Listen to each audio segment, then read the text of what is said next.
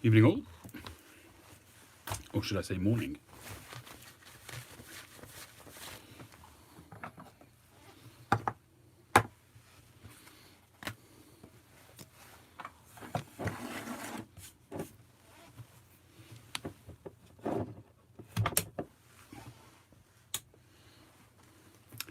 Hi Tim, hi Carl.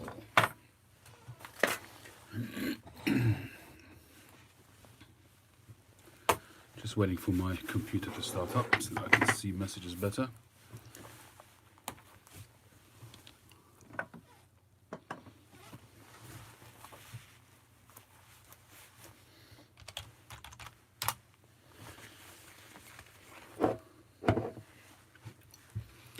Where is my little stand?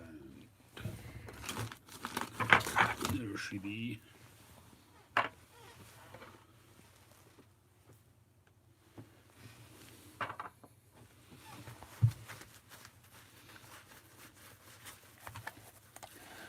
I'm very, very delighted that you like it, Carl. Hey, Signal Tony from Rhode Island.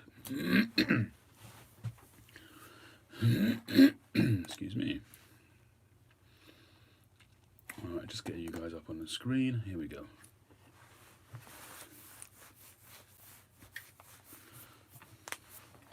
So how have you all been so far this weekend?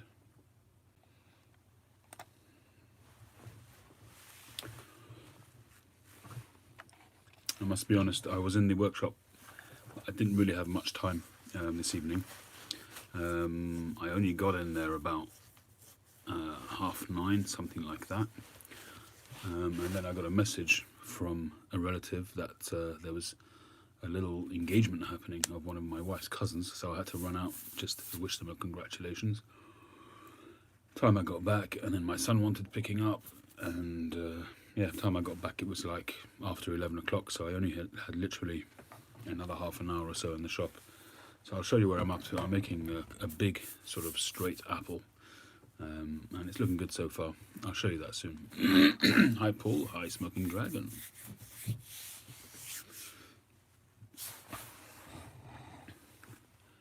Hey Mike, how you doing?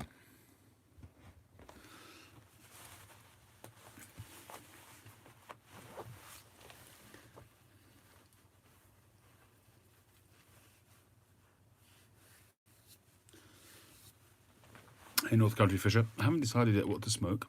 I did have a cigar earlier on in the workshop, a beautiful A. Chapman Royal Robusto. Apparently they're bringing out a new Robusto, an LCDH.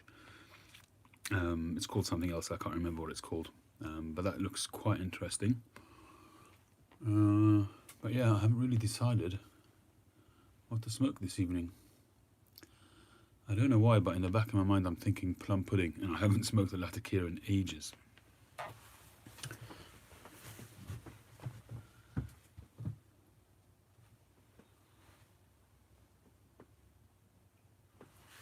I've got to see if I can find a jar of it. I'm pretty sure I've got some somewhere.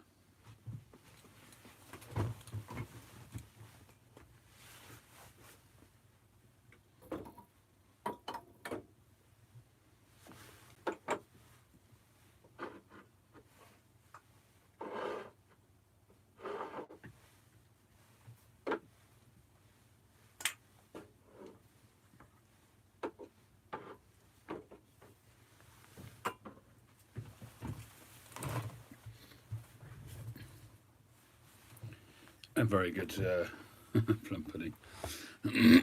Well, whilst looking for that, I've come across this Cabby's mixture, which I bought when I visited Blakemore back in May 2016. So this is going to be some punchy stuff. Whoa, that is so rich, that aroma, wow.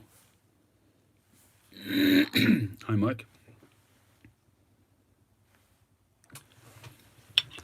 That has got a very, very rich aroma. Where's my tray? There it is. You do need smell-o-vision for sure. That would be the next best thing. I'm sure they can work something out. Wouldn't surprise me if they could simulate something using sensors and stuff like that. I'm sure it'll happen at some point in time. Unbelievable to think that this stuff has been sitting here for 4 years and it's still soaking wet. That's airtight containers for you.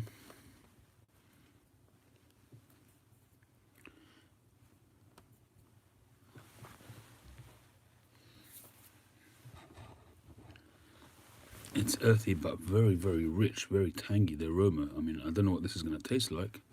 I like the flavour of it, but I always used to find it too rich to have as a sort of anytime kind of smoke. So I'm going to let that just sit there for a while. And I think what I'm going to do in the meantime, that is Samuel Gareth, absolutely Mike. And I think what I'm going to do, which has been sitting and waiting, Asquith mixture needs to be mixed. So this is, I wonder if he's labelled up each one. So this is the kit bags. You used to get them in airtight bags, but I guess they were probably too expensive to produce, to keep producing, always run out of stock of them. Either way, doesn't matter because you're using the contents up anyway.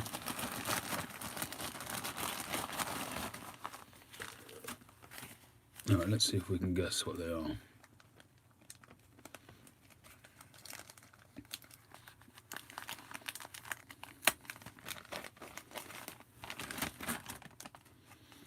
Well, I guess that's Virginia. Hi, Tawny. A very bright Virginia. Do you know what? This smells like English tea.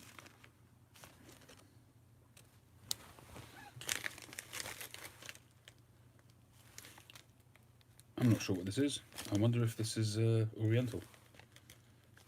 This smells like PG Tips. It really does. It smells like PG Tips. Does not smell like a Virginia. Maybe this is the Virginia. I like tea as well. That's tea tonight, not coffee. Had enough coffee for the while. Yeah, that's what I'm thinking, Tim. It really does smell a bit Oriental.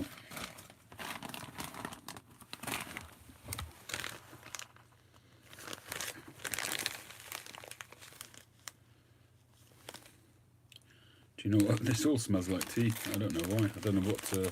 Maybe this has been in with some tea. It's a bit earthy. It is earthy.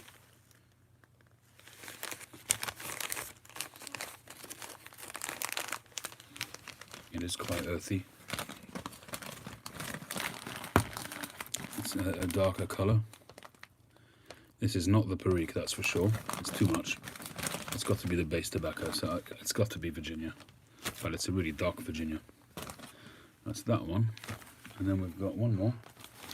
And this is the smallest component, so I'm going to guess that's the Perique. Well, that's all that's left to smell, really. I have been sniffing too much tea lately.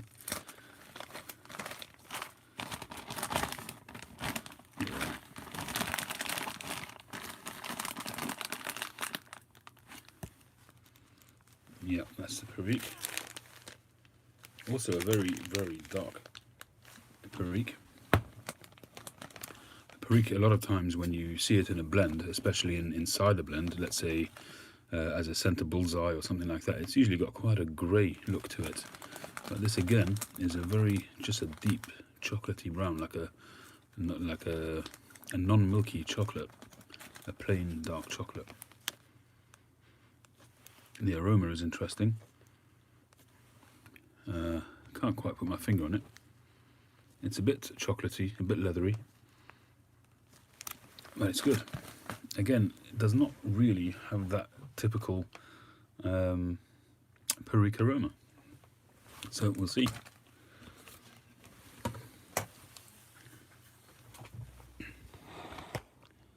You mix it all together, exactly. Exactly. You got it. Alright, so in goes the main component, which I've got to imagine that's a Virginia, but either it's a blend of Virginias or maybe Virginia Cavendish, possibly. No, I think it's just a mix of Virginias. It's quite a thick ribbon cut. So that's that. There's the Turkish.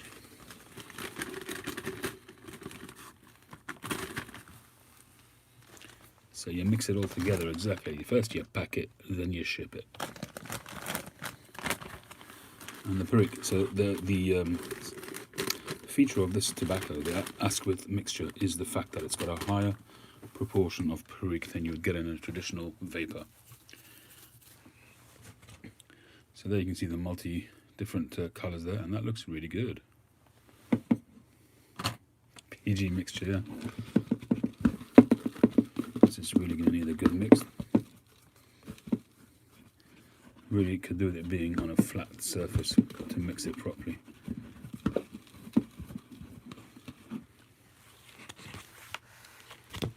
Yeah, we're thinking it's not a Virginia, Mike. We're thinking it's an Oriental. It does look very, very light, as could be a Yanide, Izmir, something like that. I'm guessing Yanide, because that's really bright, the ones that I've had.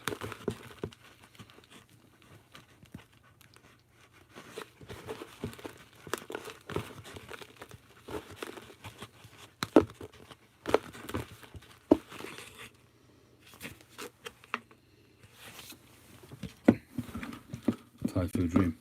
I don't need to name this. This is Asquith mixture, so it already has a name. I'm not going to reinvent the wheel.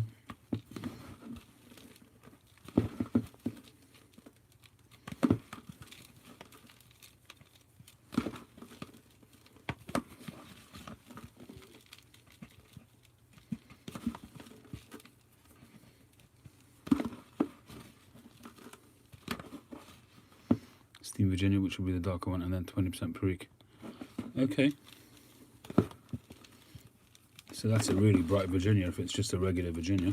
It kind of begs the question what for, because it's a very small amount as well. Maybe just a little bit of sweetness from that. Hey Joshua. Pipes and bees. We're just mixing up some GQ Asquith mixture, which I got a week or two ago, and I just haven't gotten around to it. And you timed it very well, Josh, because I'm going to get your press out. I haven't used that in ages.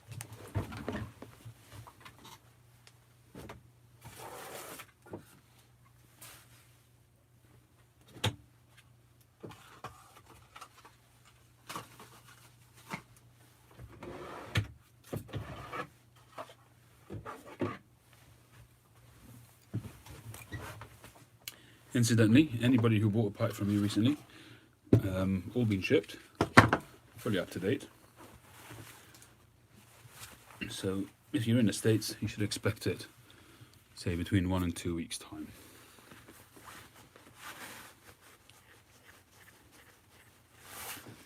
Hey Brandon. So this is a press which Josh made for me a while back.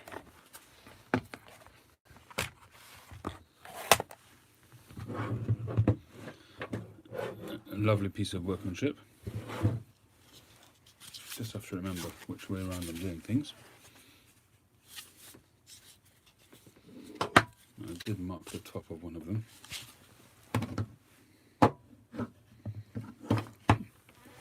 I did, but I haven't really had a chance to measure it. I've only literally just come in from the garage. We can do that in a minute.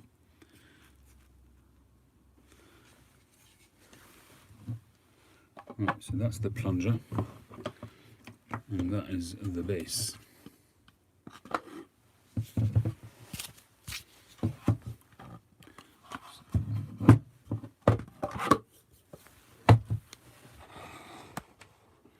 So that's the base there, and it's loose, so it comes off easily once the press is finished. Got to find the actual C-clamp. I bought a monster C-clamp for this. I haven't used it in so long, and it's probably buried somewhere deep next to my desk.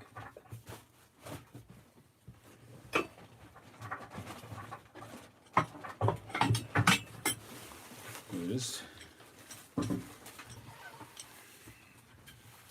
So there's the C-clamp. It's a big one.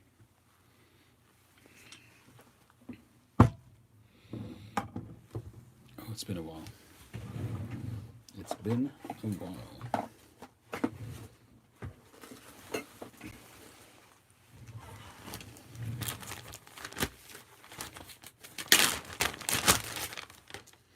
So what I'm going to do is I'm going to put this bag in the press.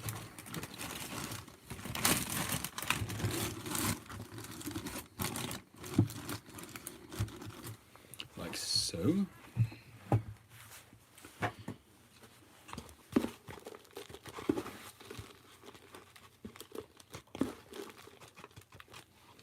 I don't remember that Virginia being so bright the last time I did it.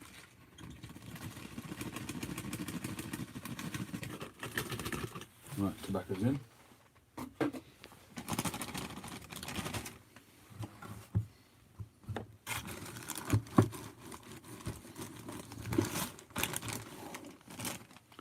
There it is.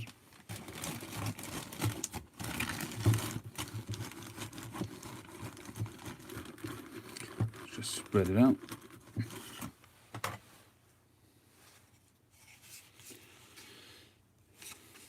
I'm trying to remember last time if I closed the bag or not on it, or put this straight through so I get a good square shape.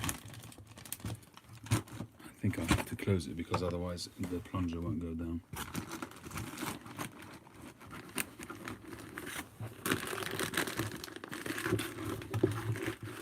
Not sure what that would do to the shape of the puck. So that goes in straight like that. The precision of this is pretty awesome. Josh did a great job on this. Right, let's open this clamp.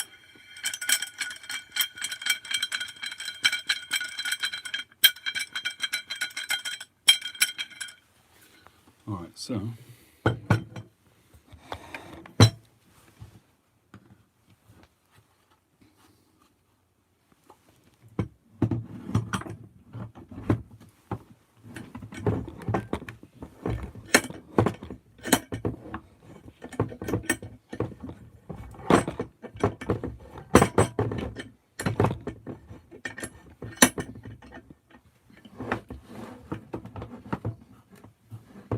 not quite.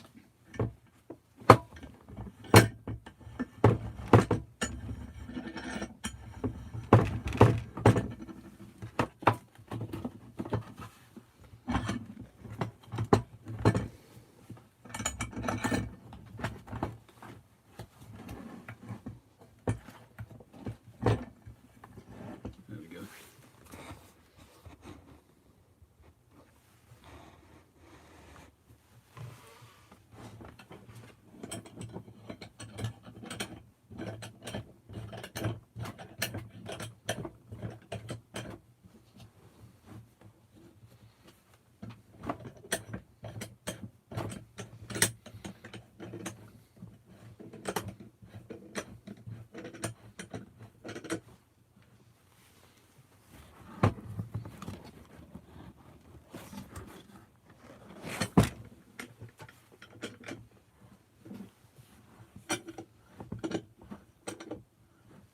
There we go. I'm just going to tighten it as much as I can. When they do in the factories, they use literally tons. If you look at the articles of some of them, especially on McBarons and stuff like that, they're using machines with 10 tons of force, that kind of thing.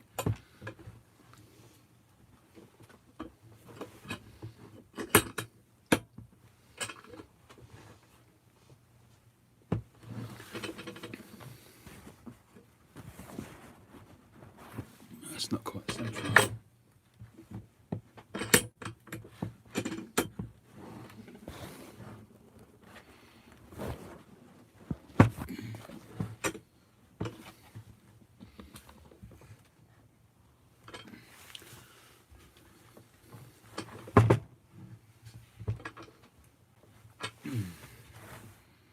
Alright, that'll do. So that's the thing done. I'll just set this on the side. I'll leave it.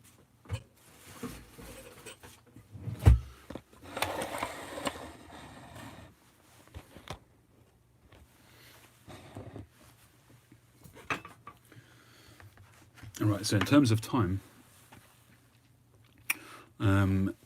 I basically follow the advice of Glyn Quelch, GQ, as in Glyn Quelch. He's the guy who originally owned Asquith, originally owned GQ Tobaccos. No, the base was okay. It's just the way I've done the pressure, so it's slightly askew, but it's fine. There's plenty of pressure in there.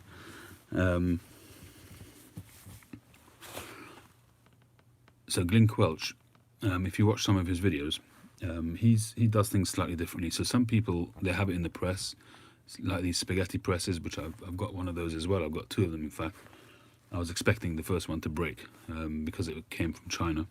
It was a cheap little thing, so I wasn't sure. I bought two. One of them is still packed away, never been opened. The first one worked fine, but I like the idea of having a square puck, like a normal sort of plug kind of shape.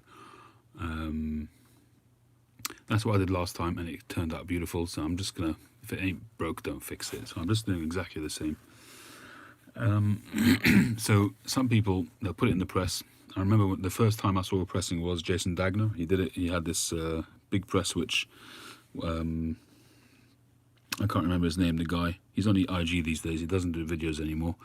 But anyway, he does some metal work, and he made a couple of those. He sent one to, I think he sent one to Stutter, that's Cynthia and Susan. He sent one to Jason, and I think he might have done a third one. I don't recall. But they were hefty metal square presses, beautiful looking things.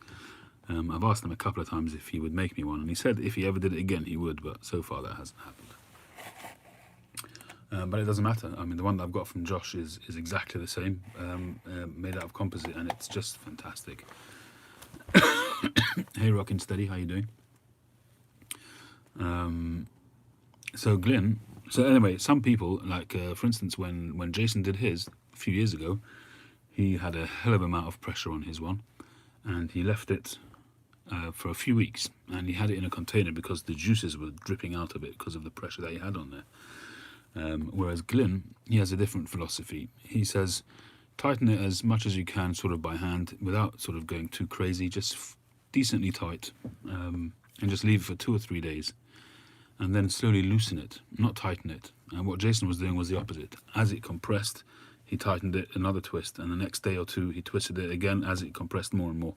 And what he ended up with was this puck of a rock hard thing, which was almost like a piece of rock, and all the juices had been squeezed out of it, and I'm not sure whether that was actually beneficial.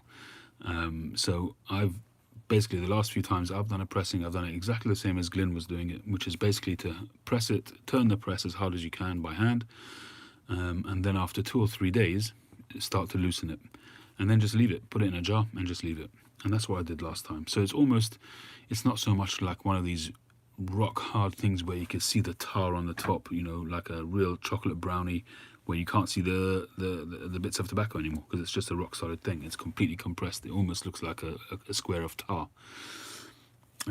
Whereas the one that I did last time, it was just quite crumbly, but there's plenty of pressure there to allow the flavors to marry, and it turned out to be a fantastic blend. It took a few months to really get to its best flavor, and that's what's, I think, what's written possibly on the description of GQ Tobaccos is.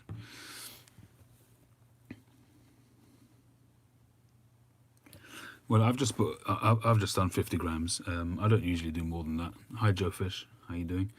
I think those are actually great, the noodle presses. I mean, you know, how much can you get through in one go anyway? You don't smoke it all in one go. In a way, it's better to do smaller amounts and have them dated in jars and let them age longer. So by the time you've finished your first one, the other one's ready and had a little bit more age on it. So I think those pasta presses are, those noodle presses are, I think they're great. You know, if not for the fact that I had Josh's one, I would stick with the noodle press, honestly.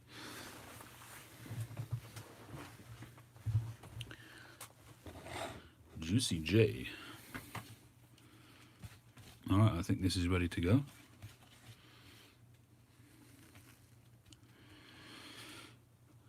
And I think in honor of Josh's interest in this Ascorti, I think I'll smoke it in the Ascorti. And we can measure it up for him in the process.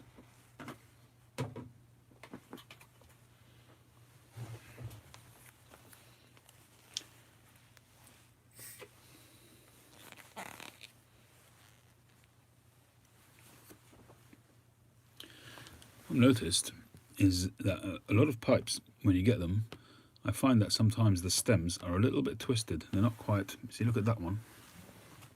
Can you see, if I hold that straight, it's slightly off to the left and a little bit twisted that way.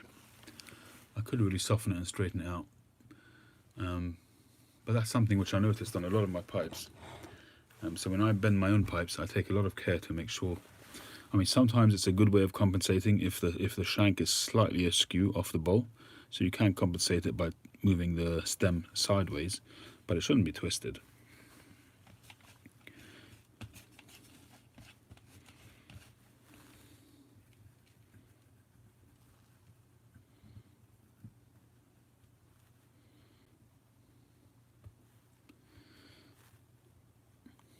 Yeah, I mean, if you heat it up, kind of stoving it, that kind of thing. I've never actually done that to a tobacco. The nearest I've got to stoving a tobacco is leaving it in the car in the summer. Seriously, I'm not joking. In an airtight container, in the glove box, and but and it really did get hot. I could say it was pretty close to getting stoved. It was there for a whole summer season, but I didn't really notice a huge difference. But maybe that's because it wasn't properly stoved. I don't know. All right, so Cabby's mixture from 2016.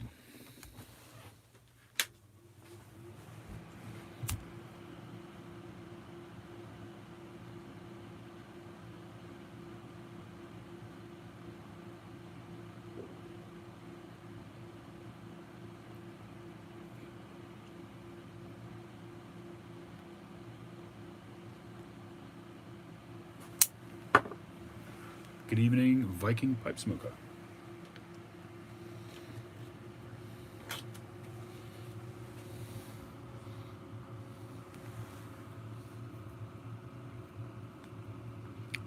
Those fruity juices coming through straight away. That's what I remember of Cabby's mixture, is that it just makes my mouth water. I don't know why, compared to any other tobacco. Whenever I smoke it, it gets my mouth juices flowing.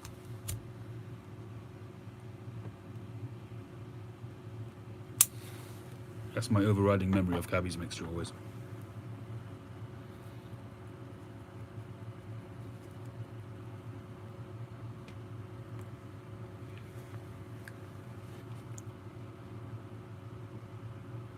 What I get from this Cabby's mixture is a really rich vapor, rich and dark and earthy Virginias, with that Perique giving it a bit of a fruity sweetness.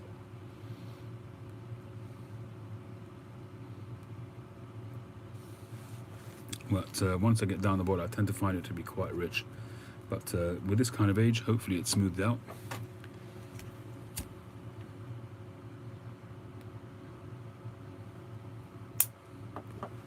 If I think about it, actually, I don't think I have any more Cabby's mixture. It's not something, a particular tobacco that I run after. But I think as I'm getting to the end of this little jar, I probably should pick up. There's a few bowls in here yet, but...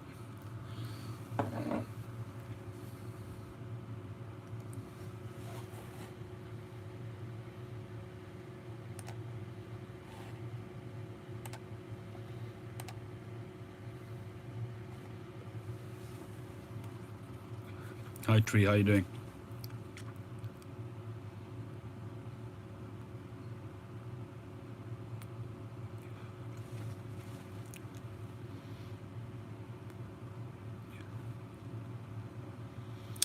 Latakia forward tobaccos. Oh, there's no shortage there, Juicy.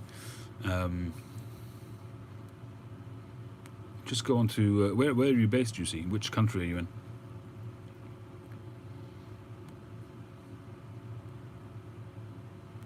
Germany. Oh, you're spoilt for choice.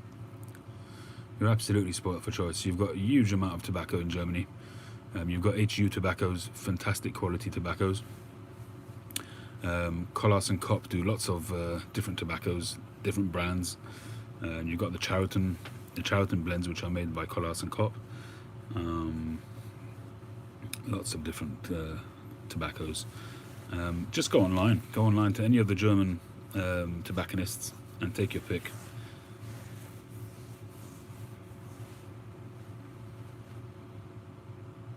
Enjoy the journey is what I say. Just trial and error.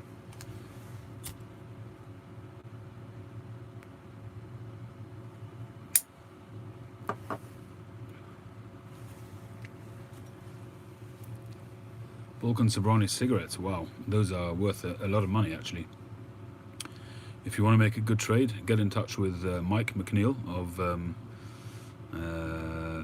McClellan's, and he will give you some decent value in terms of a trade. He absolutely loves vintage cigarettes.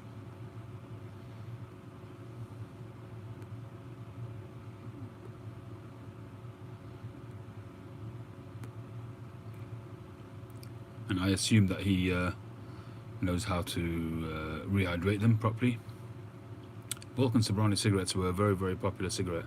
I don't know if I assume they're Latakia based.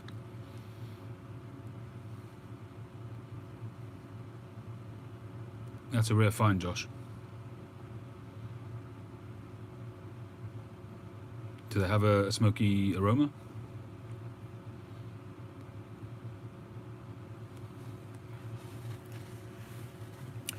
Right, you wanted some measurements of this pipe.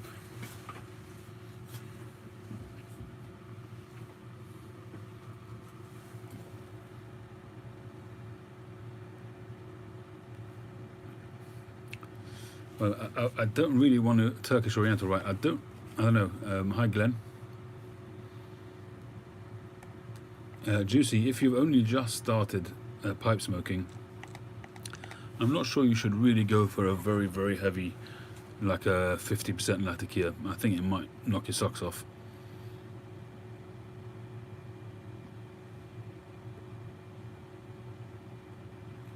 I think maybe try a Balkan blend to start with and see how you go. I mean, by all means, if that's your thing, go for it. Don't let me tell you what to do, but just a word of advice is just be careful.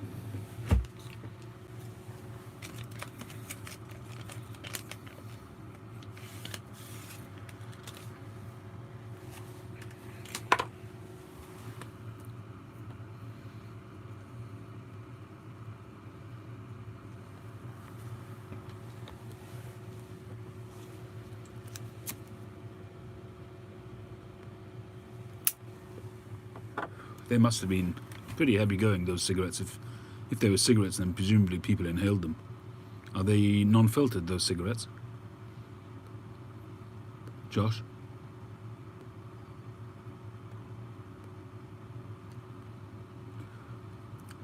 Non-filtered, right. I can just about remember as a kid looking at sort of John Player specials. I still remember those, the little cigarettes without a filter on. It's about as far back as I go.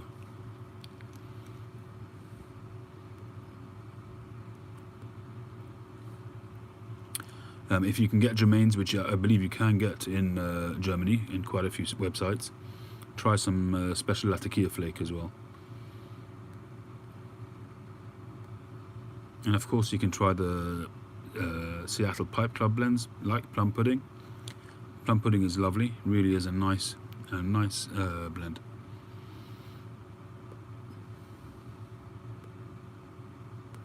I'm smoking some Cubby's mixture from 2016, and it's really, really tasty.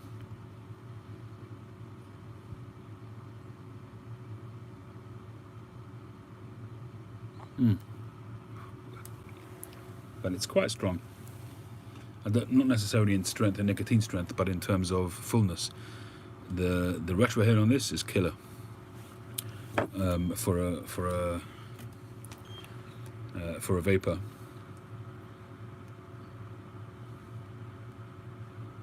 You get a blast of heat through the nose, but at the same time a sweetness in your palate. I wouldn't say taking a break from OGS, but I don't smoke OGS exclusively, but it's certainly my go-to at the moment.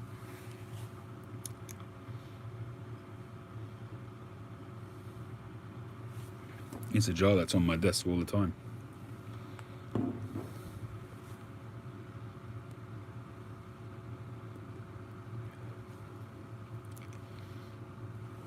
And I was very fortunate enough to get this tin from Boca to Boynton.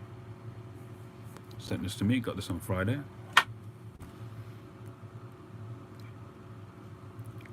Gordon Pym from DTM. Do I still smoke northwards? At the moment, quite rarely. I'm really not smoking Latakia blends that much. I was kind of hankering for a bit of Seattle pipe plum pudding, but whilst I was looking for it, I came across this Cabby's mixture and I thought I'll do that instead. They're not going to get OGS? Oh well, nice try.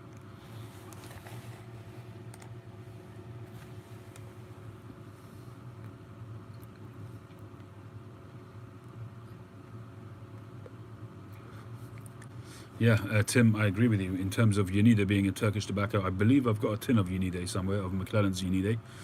When I first ever tried it, I really didn't like it. But that's the one which I really want to get in a tobacco, and that's why I've gotten this Cornell and Deal 20th anniversary, hoping that it'll give me that incense kind of smoke. I'm not looking for a Lakeland flavour, just something with a little bit of incense, a little bit of bouquet to it, which just to add to another dimension to the smoke. I agree, Doug. It's a very full vapor. As I say, it's one which always gets my juices flowing in my mouth, my saliva flowing. Kendall Black Double X. That stuff is too strong for me, I think.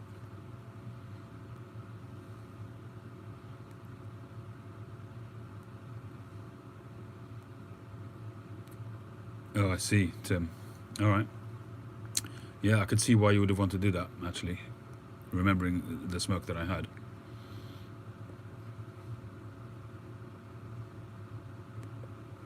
But I tell you, this tobacco really does hit the spot.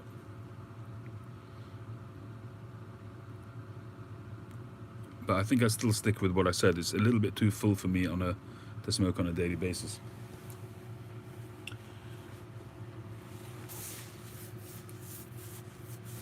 I've got to have another look for that Unide. I do have a McClelland cellar box full of just McClelland tobaccos, so I could pull that out and see if I've got it.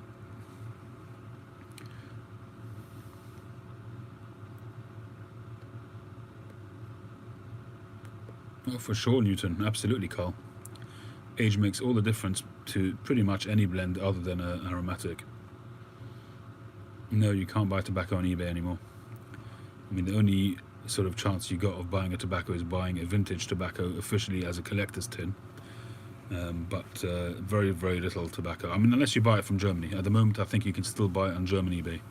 I'm not sure, but I think you can.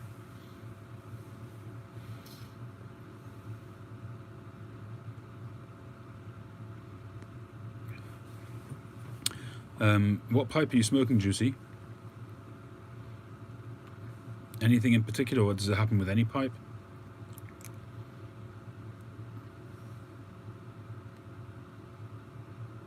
Any pipe.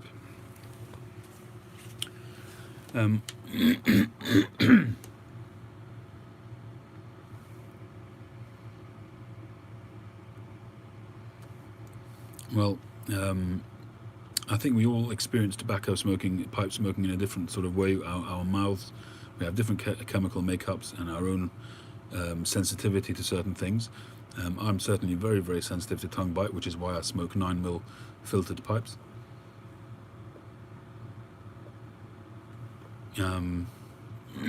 What I would suggest is that you buy some of these dry mouth solutions and just swirl that in your mouth for about 30 seconds every so often. Boots do their own make, a dry mouth solution, and there's another one which I've recommended many times, but biotine it's called, ENE, I think it is, and that's also a very good one, Biotine. And I think you can get it in boots as well, and that should help. It's definitely worth a try. If you're in Germany, obviously you'll have to go to your chemist there.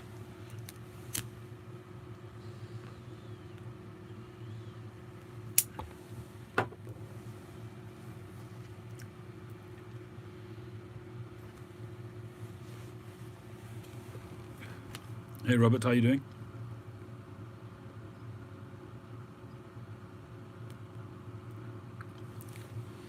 You can buy in the UK on Amazon, you can buy some Codger blends.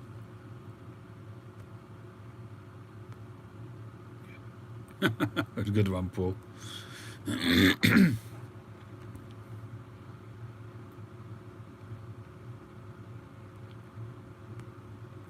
I have to remember this Cabby's mixture. Oftentimes you guys know that I tend to go for a cigar after a long day's work at a wedding or something like that, because it reaches the spot other tobaccos don't reach. But this stuff, I just have to remember to take that with me. I was thinking that Mike, that's why I asked him which pipes.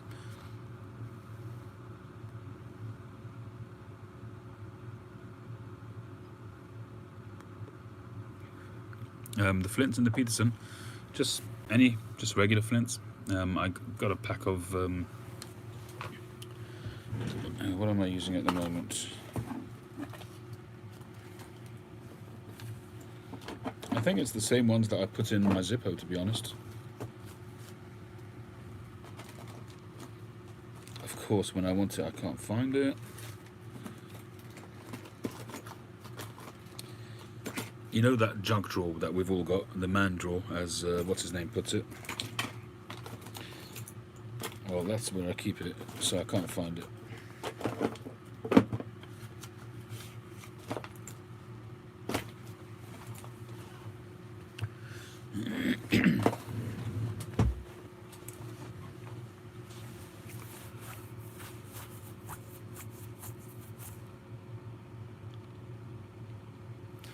Yeah, Doug, absolutely. We all have different reactions to different things, and that's why it's definitely worth. You can turn the wheel. Well, I've got to tell you that this is, I think, number 3 or number 4 of this Peterson lighter, and they look very good, and when they work, they're great. But I've had 2 of them where this whole top thing shears off, the whole top plate, and they replaced it very nicely, and I didn't have a problem. But I've just basically, I don't take this anywhere. I just leave this one on my desk now. And I just treat it with kid gloves, and when I'm out and about, it's my trusty Zippo.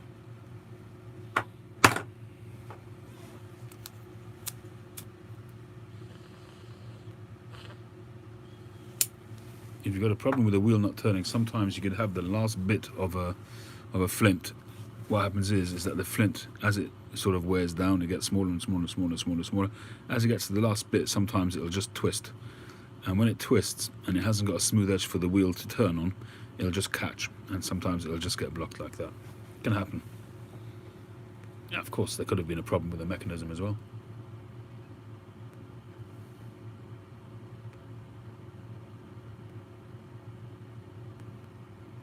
Well, Juicy, what I would suggest is go for a medium kind of Balkan blend and see how you go. Balkan blends, Latakia blends tend to be a lot softer on the palate, but I really wouldn't encourage you to go for a really heavy one initially. Just go for a medium kind of Balkan blend or a Latakia blend and see how you go. I think you'll do better. Let us know how you get on. I'm on here usually every Saturday night around midnight.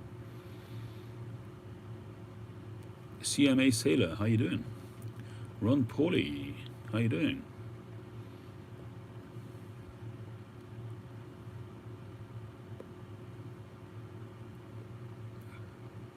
Or Squadron Media. Hi Matthew.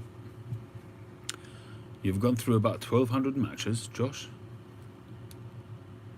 What, instead of a lighter? You lead an interesting life, Josh, counting the matches.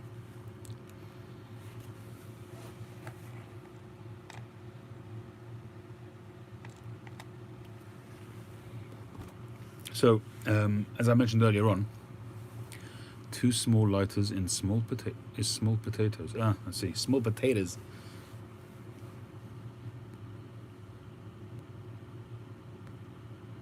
Peanut butter cookies.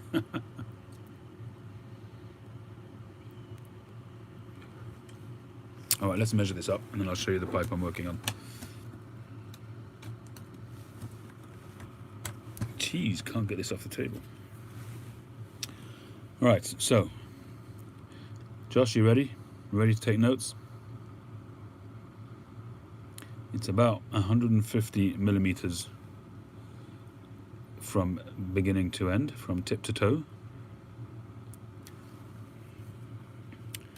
The external bowl height is around 50 millimeters. Bowl diameter is about 21 millimeters. And the bowl depth, I'm going to guess, I'm not going to stick a thing down it now, but I'm going to guess that it's around 40 to 45 mil. Did you get that?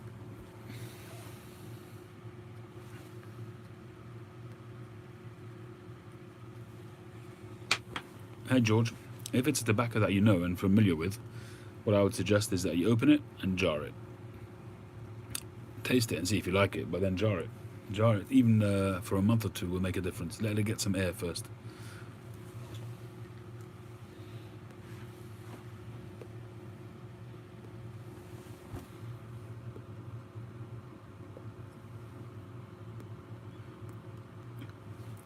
I'm on tea tonight, Paul.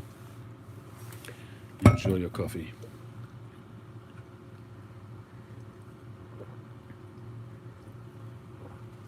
But I am enjoying this cabbage mixture, I must say.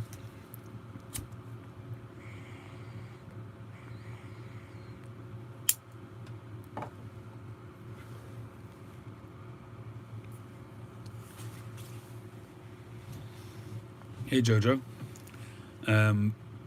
Pipe number 92. Cool. You've no other filters. Well, the filters that I use are Vaughan's or Vaughan Dr. Pearl Jr. But there's a whole range of them. Try them out and see which ones you prefer. That's the ones that I use. Some people prefer other ones. You can get lots of different makes. There's probably a good half a dozen well-known makes out there. And you can get Peterson ones. You can get the Blitz ones. You can get well, you could try the Savinelli Bolsa ones as well if you like.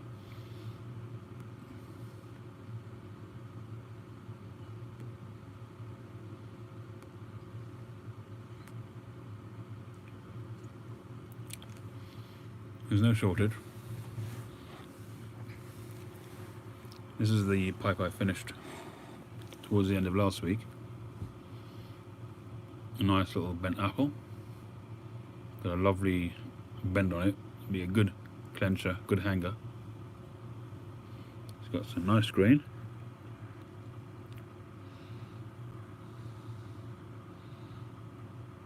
Beautiful grain.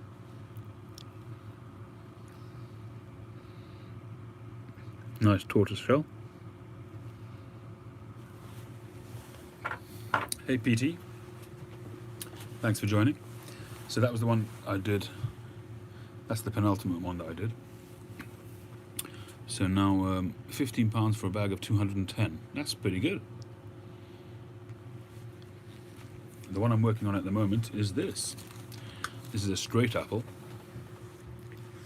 And I'm actually recording a video. I've started recording a video of this pipe when I make it, the different stages. Not the actual making of the pipe, but just the different stages. This one, Doug, I don't usually publicise prices. I prefer people to usually email me, but this one is £180 if you want it.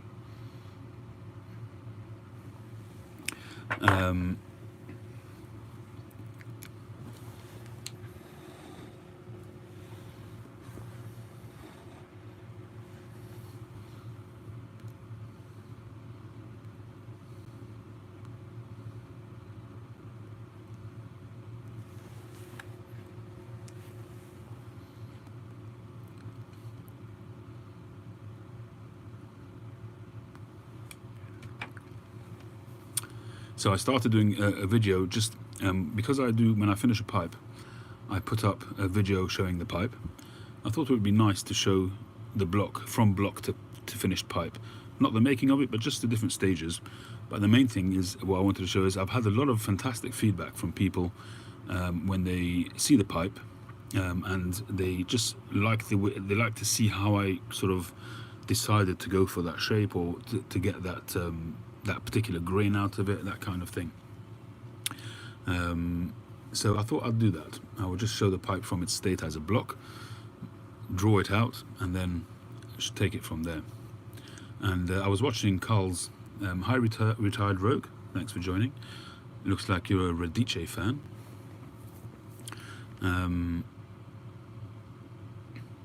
That's absolutely fine, Doug. Fantastic, sounds good.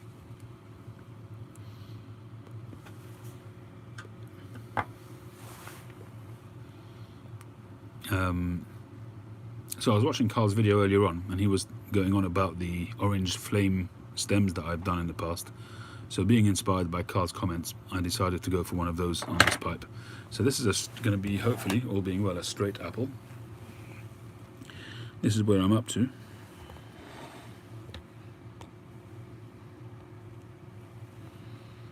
Let me just adjust.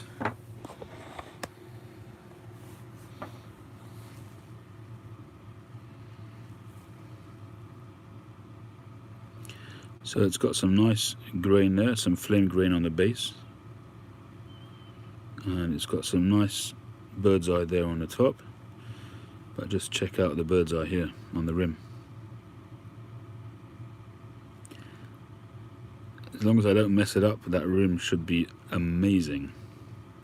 It's got some nice flame grain. I've yet to decide whether this is going to be a smooth pipe or not. It's going to be a big bowl. She is thick. She's going to be a big bowl. That was the intention. So the grain, basically, what I explained in the video as I was doing it,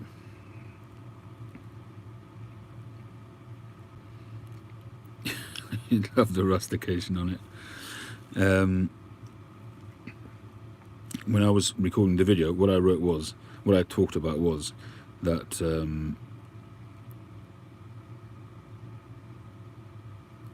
when I decide whether I start with it with a block inverted, in other words with the plateau on top or the plateau underneath, and basically when I start off with a block, I sand it on all sides to get a good view of the grain.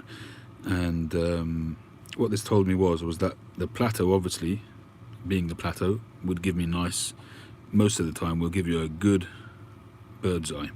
But usually I put the bird's eye on the bottom, and usually the bird's eye, the grain runs through it, and then you end up with bird's eye on the top as well. But it didn't in this case, and it was more of a flame grain on the bottom. So I figured that because there wasn't good grain throughout, at least I know that I've got good grain on the plateau. So I figured that in case I end up making this rusticated, I wanted to really make that grain pop on the rim, and then maybe possibly rusticate that. But we shall see, because you don't know until you get right into it. You just don't know. It could be that this sort of area here, which wasn't fantastic, could end up being great grain. You just don't know. I mean, the pipe that Carl got, that he showed earlier today, that one started off as being a rusticated pop type thing, and the grain on it turned out to be unbelievably awesome, and it would have been an absolute crime to make that a rusticated pipe.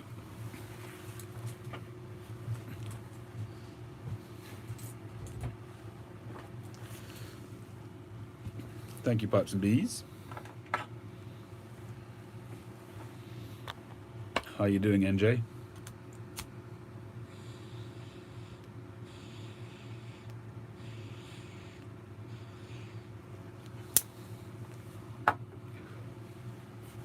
And I'll tell you something else, and I'm not joking. I'm telling you this 100% seriously. Almost didn't do a London calling tonight. You know, when a pipe starts to take shape, I just get so excited, and I just find it almost impossible to pull myself away from making the pipe. And tonight was like that. I just wanted to carry on, and I was in the groove, and I just wanted to carry on making the pipe. But I knew that if I rushed it, I would do something stupid and I would do something wrong, and I'll just go at it again tomorrow. And obviously, London calling has become a bit of a commitment, so I just figured I'd have to pull a break and carry on tomorrow. Well, hopefully I'll be able to carry on tomorrow. We're getting close to Passover season, so there's a lot of work that needs to be done in the house before Passover. So I don't know, it depends on my wife, what she lets me do tomorrow. We'll see. The drill on this one is fantastic.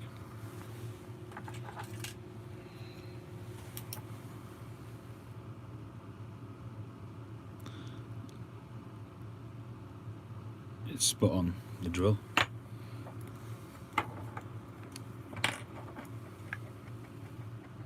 And that's the bang in the middle.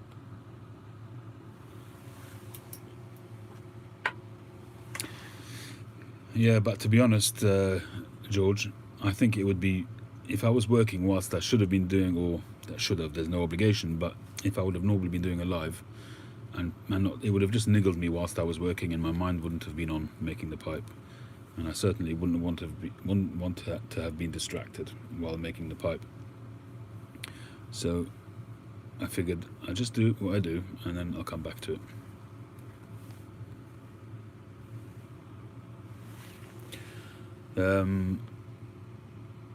Juicy, I don't make pipes for a living, but I do sell the pipes that I make. Most of them. My email address is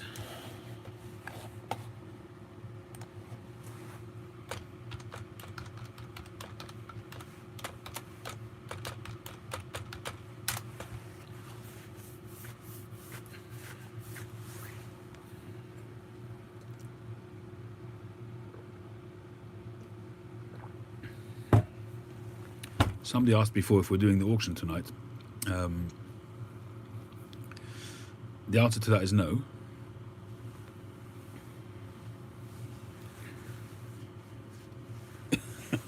Chad, I thought you did go live yesterday anyway. I always miss your Friday night ones. I can't watch them. I occasionally flick through them afterwards, but it's kind of different. You know, live is live. You can't beat live, having a one-to-one. Thanks, Pascal. All the best. Evil Blue, how you doing? Nice to see you again. Hope you're well. Or as I would say is, I hope you are well. Eric did that bit very, very well, I have to say, when he did his video, my impersonation of my videos. The first 30 seconds of that video that he did, I actually thought I was listening to myself. He did it very well. I think I was actually surprised that he was able to do it, but he did it.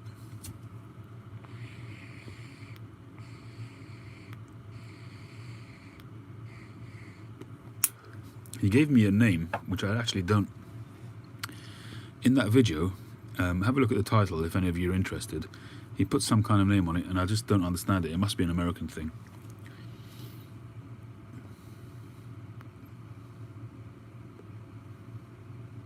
Hey GP, how you doing? Big crowd tonight? Yeah. We've been getting around 40s and 50s recently. Don't usually go much above that.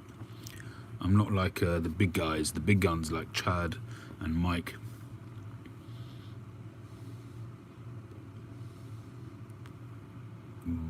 Badger Hiker, how you doing? Portsmouth Piper, how you doing? Who is Chad? Chad is Yardism. Yardism, check him out. Click on his button on the right hand side and subscribe.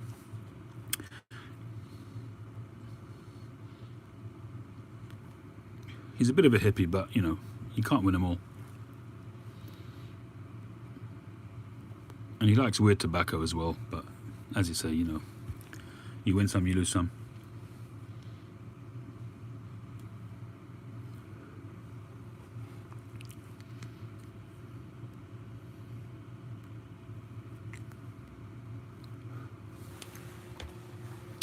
I'm doing good, Portsmouth. It's been a nice weekend so far. I can't do his trivias, not often. It's really American based anyway. And he is big on music, which is not really my thing.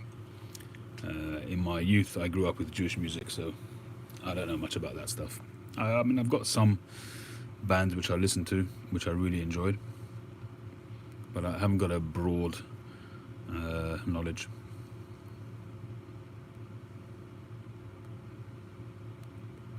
Evil Blue, yeah, quite a few people have said that actually. Some people have said that I sound like what's his name?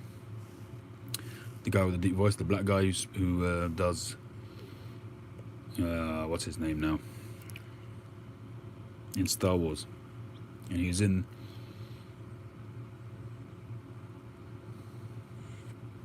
Come on, somebody remember the name? James Earl Jones. Thank you, Evil Blue.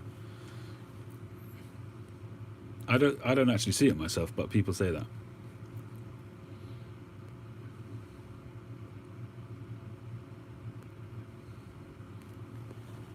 But I get there's a little bit of a baritone sometimes which comes into my voice, but I guess that's what the similarity is.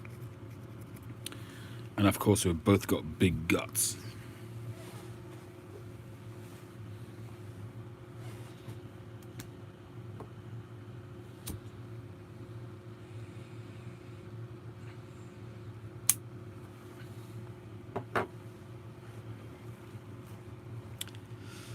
I like him. I like him in Hunt for Red October. Presses that button. I was never here. Ha ha ha. He's got a great smile. Is he still around? I know he was battling with cancer at some point. Night, Smokey.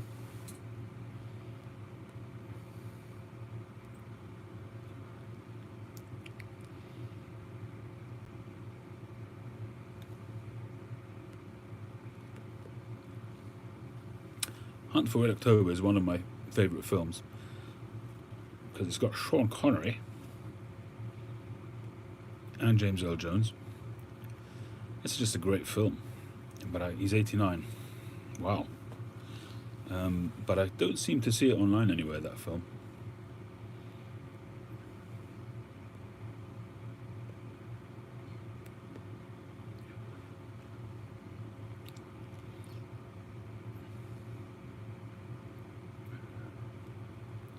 This is CNN. I don't know what that is. Is that like an introduction to CNN News or something?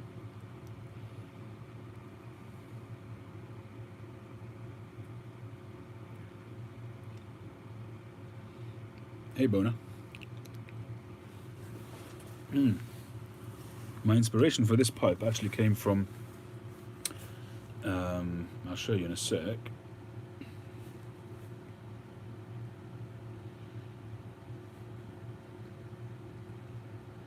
From Sabina Pipes. She put this picture up on IG earlier today. Hi Joe, how you doing? So I mean, I don't do adornments and stuff like that, at least not yet. I'm much more of a traditional sort of English type kind of finish at this stage anyway. So originally, when I was looking at I can't go for that finish because it's sandblasted and I don't have a sandblaster. But what I was going to do is, if the bowl wasn't up to being a smooth, which is what I thought it might be, we'll still see. What I was going to do was just rusticate it, but try and also bring through that dual tone, because there is a lot of nice grain in there. So I was going to first stain it dark, let it soak, then rusticate it, and then stain it with a lighter stain. So I would have ended up with a nice bit of grain popping through. So that's really, I mean, this one has got a much thinner top, but I just, based on the briar, I just couldn't waste that beautiful bird's eye that's on here. The bird's eye is just gorgeous on this.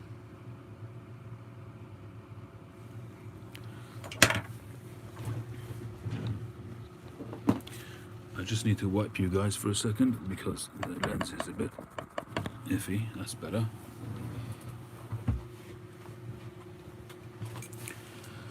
A recommendation for a pipe LCS pipes, of course.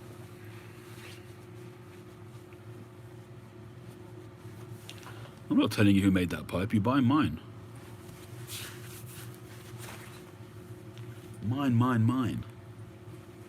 That's Sabina pipes.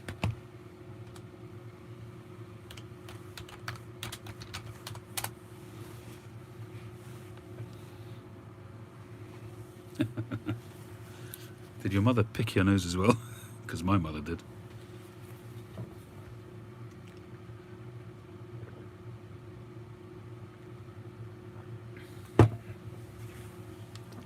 Yeah, quite right. Follow what Gamecock Piper said.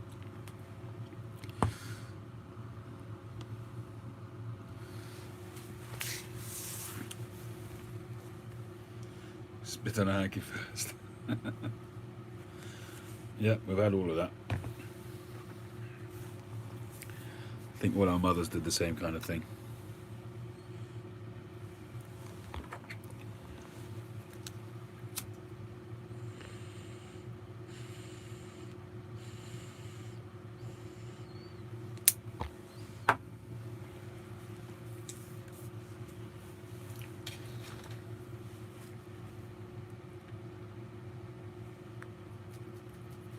That's the way to go, Juicy. No need to buy any high-grade pipes. Just get some something like a Vaughan or a Savinelli, the lower end. A Rossi pipe. A Rossi pipe is a Savinelli seconds. Or let's just call it a sub-brand. And you can pick those up for 40, 50 quid. Or go to a tobacconist and get, or you don't have to go to a tobacconist, go to just even online and get their lower range. You know, a piece of briar is a piece of briar and it'll smoke just fine. As long as, it doesn't matter if it's got pits in it or fills, as long as the drill is reasonable, you should be good to go.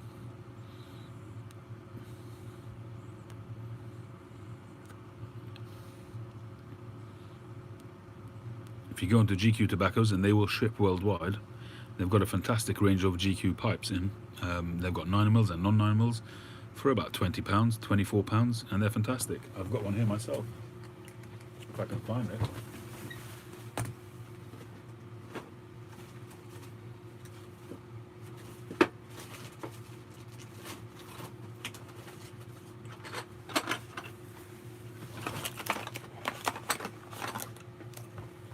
Look what I found.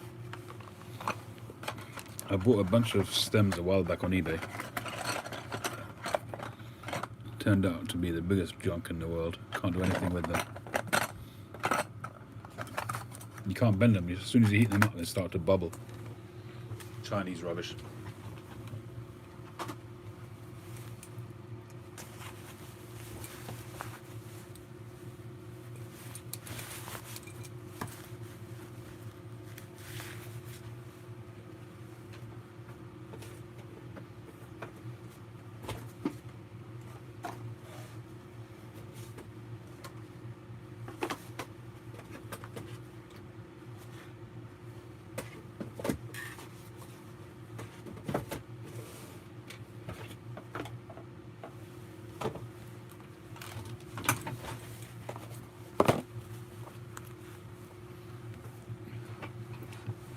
The stick out of the flatly. What's a flatly?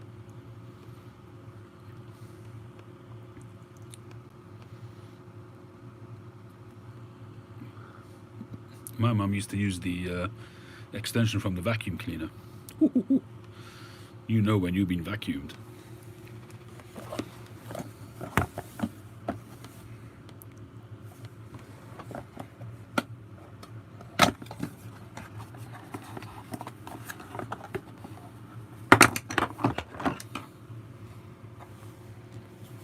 So, actually this is really similar to the pipe I made recently, although I didn't model it off this, but this one should actually smoke very well. It's well drilled.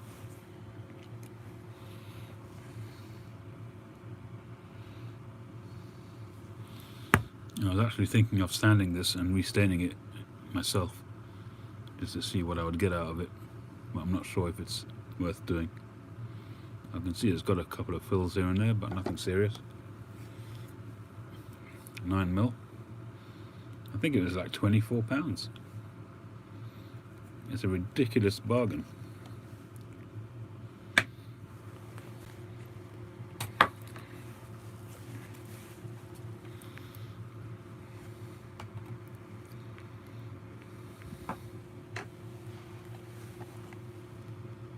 No, they don't make their own pipes, George. They're contracted out.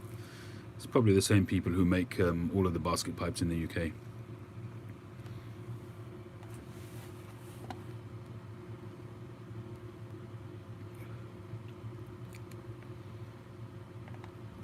No worries, Dean.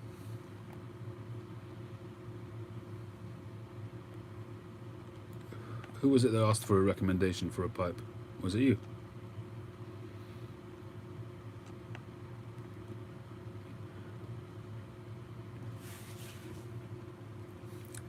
The 20th anniversary I hope to be trying very soon. I've got some winging its way over the Atlantic as we speak.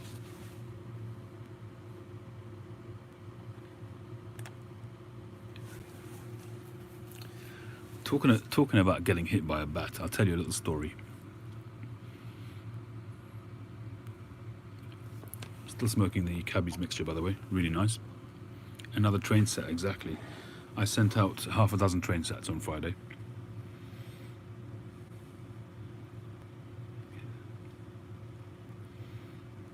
Joshua Ronish, what's a shakin'? Any pipes make it there yet?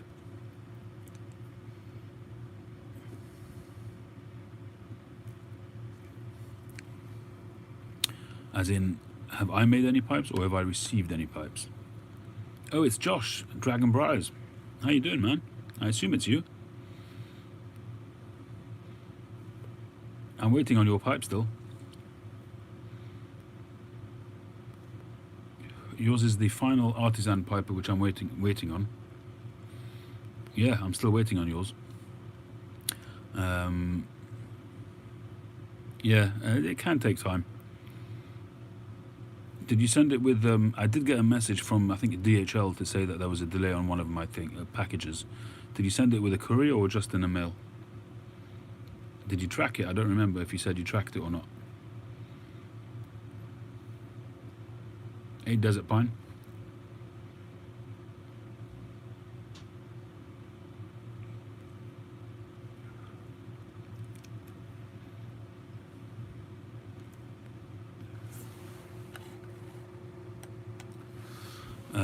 USPS First Class International. You didn't get tracking. That's always a bit of a risk because when you track it, they have to look after it. How long ago did you send it, Josh?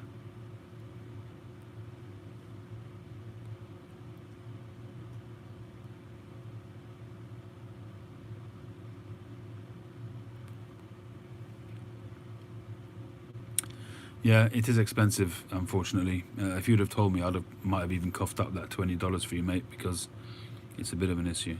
USPS First Class has a tracking number? Okay. Have you got the receipt for or a picture of the label? These guys are saying that there is tracking for first class.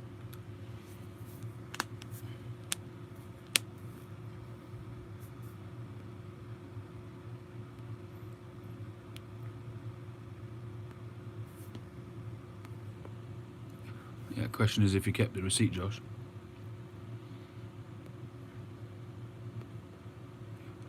Right. Okay. Well, hopefully it'll turn up, all being well. Generally speaking, I very rarely have completely lost packages. Generally, everything turns up, thankfully. Bona, I find the opposite.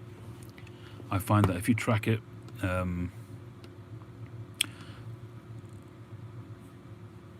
actually, I don't know. I've been very lucky with taxes. I've not been stopped in a long time. Hopefully, that'll continue that way.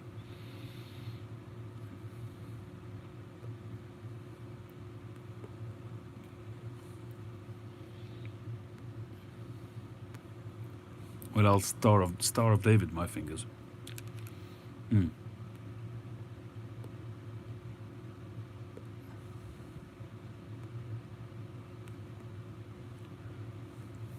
Anywho, I was about to tell you a little story. Well, before I tell you that, I've got a bit of a problem with a pipe that I actually sent to America.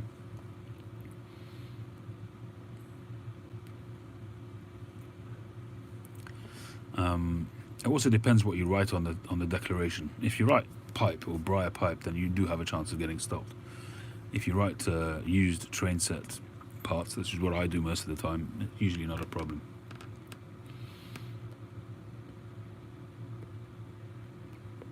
So before I get to my story, I sold a pipe on eBay.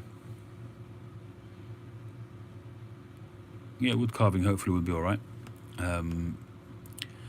And I sent the pipe off, and I did it with tracking, and I put my tracking details on the eBay page.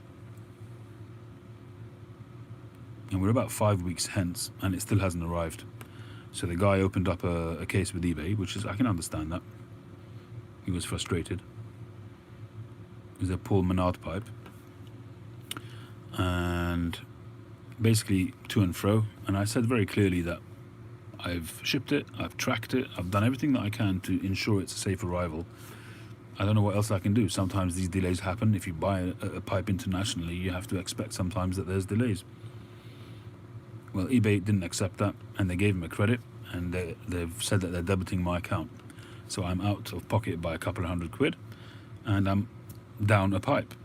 So essentially I'll be losing like £400 out of this sale if I don't get that pipe back.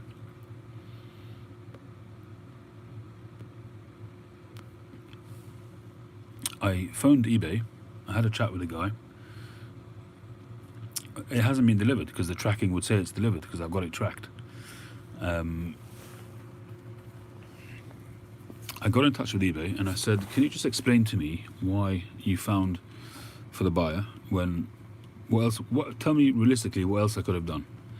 So they said, I'll be perfectly honest with you, it's done by algorithms. We don't handle the cases ourselves. So I said, well, that's really unfair. I've been as good an eBay seller as I can be. I've done everything responsibly, everything I could do to ensure its safe arrival. Why not wait a bit longer? These things can take time sometimes. So he said, you're absolutely right. If somebody would have looked at the case, then perhaps they would have allowed more time. If it does arrive, then we'll credit you back the money. And if the guy refuses the delivery, then we'll also credit you back the money because it will consider it as if it was delivered. At the moment, I'm none the wiser. All I've got on the tracking info is it says that it arrived and it's being processed. That was on the 25th of January. So a long time has passed. So it's been in America since the 25th of January, so over a month now. So I don't know. Maybe it's been pulled by customs. I don't know. But should have had a message or something. I tried to start to do a kind of a search on USPS, but it's like a whole rigmarole, and it's geared up towards the guy who's supposed to be receiving it.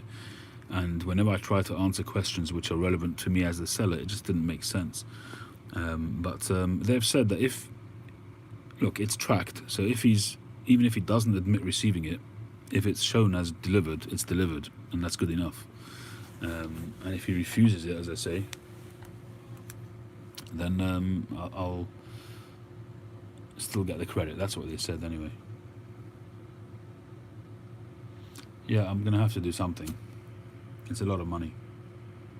I do understand it, Scottish Gaucho. How are you doing? Yeah, if an officer sees it, I can understand that as well, but they should leave you a message or something.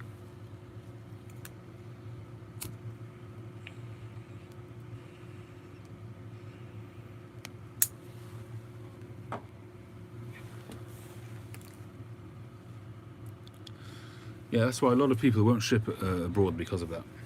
Overall, I've been very lucky, I have to say.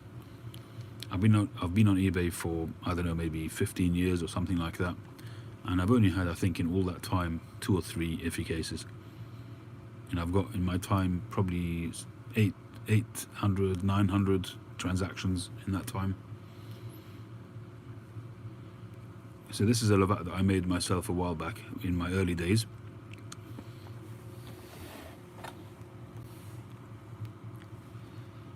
This is a stem that I made as well. A nice brindle stem. There's some awesome grain on this pipe. I've restained it a few times, but now might be worth another go, because my staining sort of experience is just increasing all the time. But it's a nice chunky Lavat, and I might sand this so that this sort of lines up a bit better as well.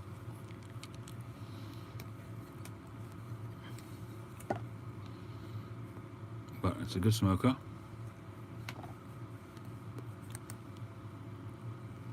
I know Mike likes this pipe, keeps going on about it.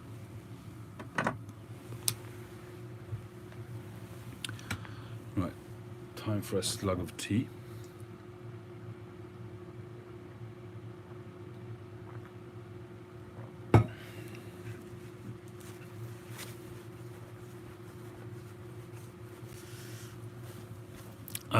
I don't know, because it's tracked, I think it's unlikely that somebody's whipped it. I suppose it's possible. I'm no absolute expert when it comes to precise descriptions of shapes, but as far as I know, a Lavat is a billiard style with a longer shank. I think the shank is 1.5 times the height of the bowl, with a small saddle bit stem, short saddle bit stem. I think that's basically what it is.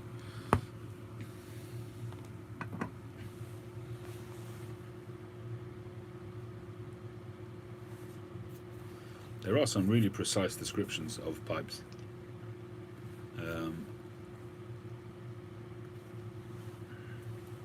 I think GLP's has a website where he gives a lot of descriptions of shapes, and he shows a lot of the traditional shapes. And when you take a billiard, a classic billiard, you know, people think that a billiard is simply a straight something like this, which it is. I mean, this is maybe a little bit more of a what do you call it? Not a Canadian, the other version, a Liverpool. So a Liverpool is also basically a billiard-shaped pipe, a longer shank with a tapered stem as opposed to a saddle bit stem. A Canadian is with an oval shank, also with a saddle bit stem usually.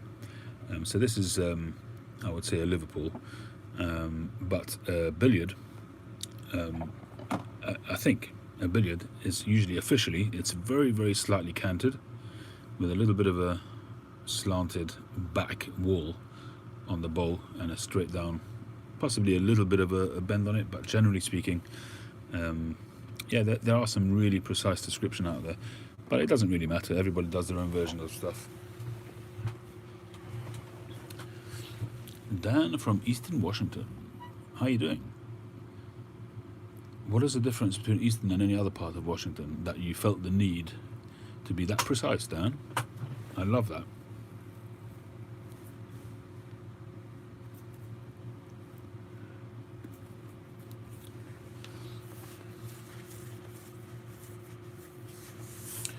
Yes, you can make a 9mm Canadian. It just won't be as flat as some other Canadians. I do have a 9mm Canadian made by Northern Briars, a custom order that I made.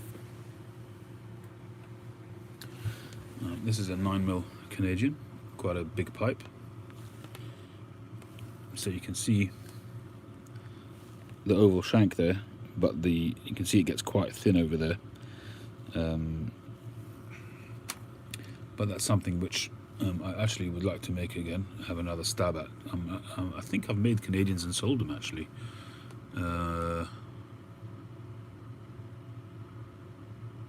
That's a Peterson, Lone Star Patriot. Thanks for joining. How are you doing?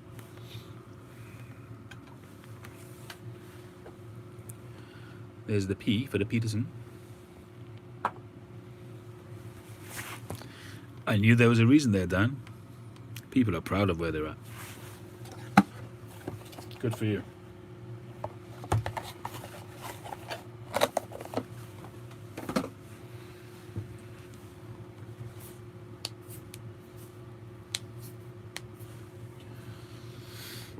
Righty-ho.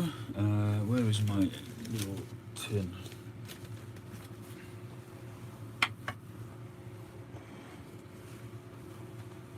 Will be my pleasure, Bona. I don't do commissions as such. I prefer to let it go with the flow. But when people do say that they want something in particular, I'll try to do that. So I'll bear that in mind. So keep your eye open on my YouTube channel. And if you don't see it coming sometime soon, just send me a reminder.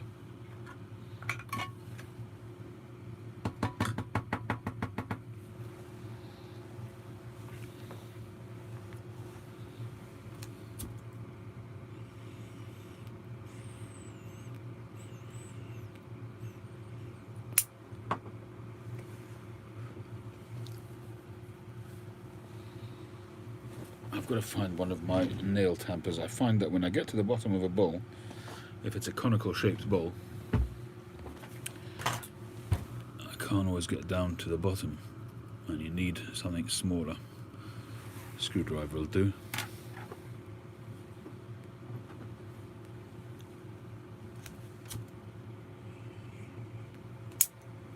There he is. Chad comes in whenever wisdom is required.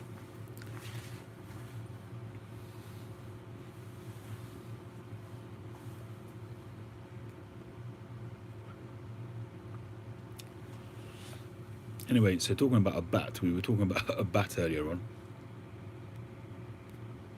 I used to have a head teacher in a school that I went to in my senior years, in the good old days of corporal punishment.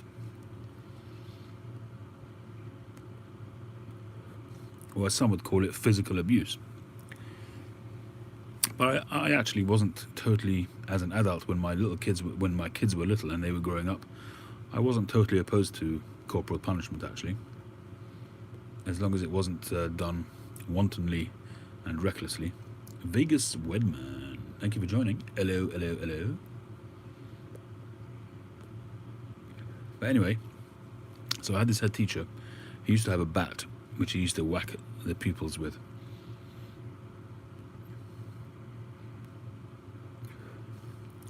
And there was a religious studies head and a general studies head, and they both had these bats. I don't know if it was some they had some batty policy in the school, but they both had a bat. And I remember one time I was in trouble.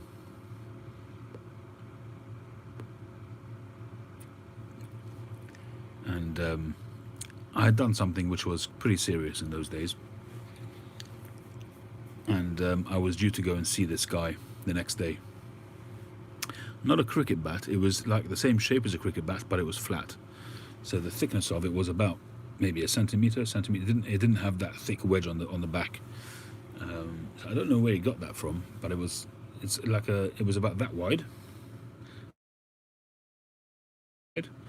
and about maybe half an inch to an inch thick, but flat, like a paddle. Yeah, exactly.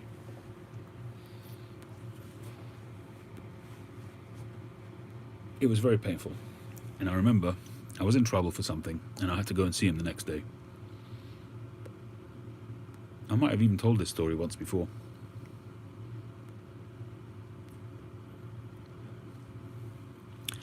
And the next morning, I got a ride into school.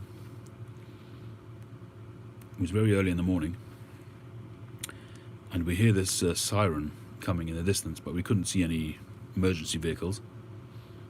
The next thing we know, we see a fire engine.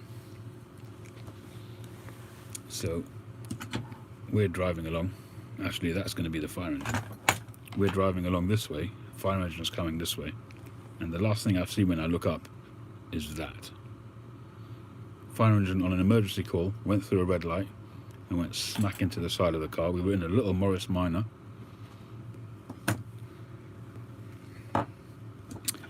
Sent us literally flying through the air.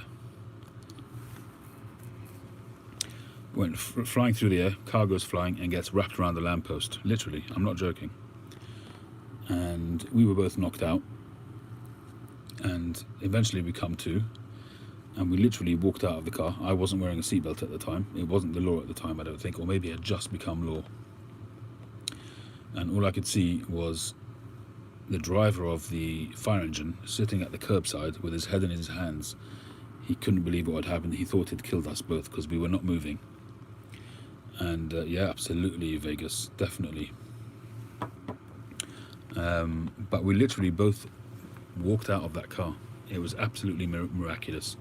The driver had a couple of broken ribs, and I had just a bruised shoulder. Walked out of the car. The car itself was finished, absolutely finished, and everything in the car was literally split in half. I remember I had an attaché case, one of these square type cases, which was all the rage back when I was a kid, like these office square cases. It had literally been, it was flat, because it's square, so all the sides, everything, it was just one long piece, completely flat. And I remember my Hebrew teacher at the time told me I should keep that case as a lesson. There's some reason why you were saved. You had a miraculous experience. And he kind of was trying to give me an ethical lesson and trying to tell me to use that as to improve my life. I have told it right. Yeah, it was a Morris Minor. Absolutely, that could have been me. Yeah, that was the point he was making.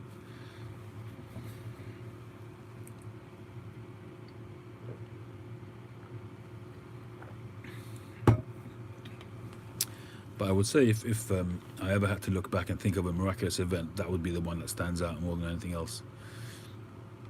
In terms of a miraculous event that looks like a miraculous event as opposed to everyday things which happen, which are all miracles, if that's your perspective. I don't have the case anymore, Jimmy. No, good question. It was quite amazing. The guy had a ghetto blaster stereo just sheared in half. He had one of these big sort of ghetto blasters and literally just snapped in half.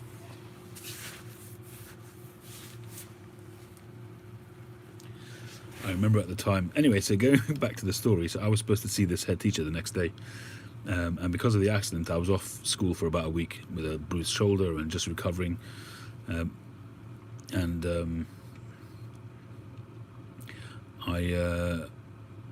remember one time the head teacher called to see how I was, and it was a very surreal occasion. I know I've told this before, so Chad probably remembers this. It was very surreal because I picked up the phone. My mum wasn't in at the time. I was home alone. And I picked up the phone, and I must have had an effeminate voice because he thought I was my mum. And I just played along, not trying to be, this naughty pupil or anything. It just was very surreal. It just kind of flowed, and I just went with it. And he asked, "How's your son?" And I said, "Yeah, okay, kind of thing." And in the end, it kind of just morphed into being me. And I said to him, "Oh, it's me. I didn't realise, whatever, blah, blah." And he wished me well, and that was that. After about a week or so, I went back to school. And he called me into the office, and he called me into the office, and he says, "We've got a score to settle." Just putting it like that puts the fear of life into you. And I said, "Yes, yeah, I remember." So he said, "How are you feeling?" So obviously not wanting to have that score settled, I said, "I still get headaches, and I still feel dizzy at times, and my shoulder still hurts." So he said, "Fine, okay, I'll leave you for now, and we'll see you another time." That another time never came, thankfully. So that was that little story.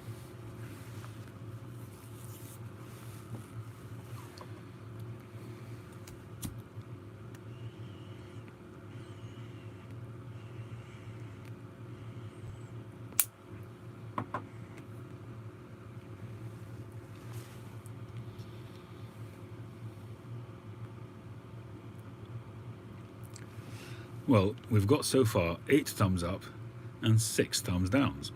Not that I really take much notice of them. Oh, we've got jumped up to 10. Thank you very much, everybody. But you really don't need to. I take no notice of them. I'll be very honest with you. I've got no interest. I don't make any money. I don't monetize. I have zero interest in it. But thank you anyway. I appreciate it. He's probably still bitter. I think he's actually lost his marbles. I'm not sure, but the last time I saw him, I think it was actually at a wedding, which I was working at. And it seemed to me, although I didn't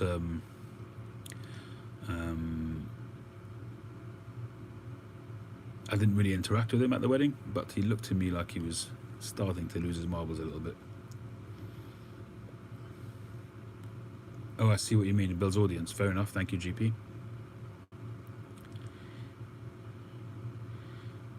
Boker Tov Guy, how you doing? Shavua Tov.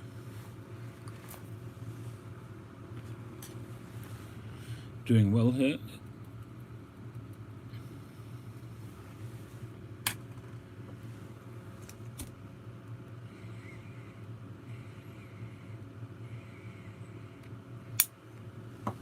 I have 6 is a bit of a record actually, but I have usually about 3 or 4 that I get virtually on every single video.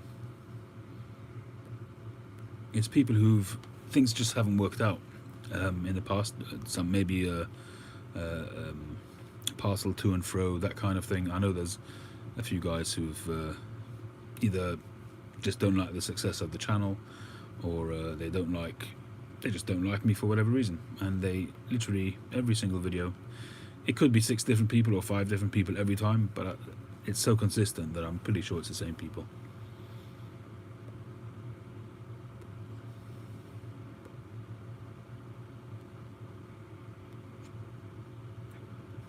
You didn't like my story, fair enough. Tough titties.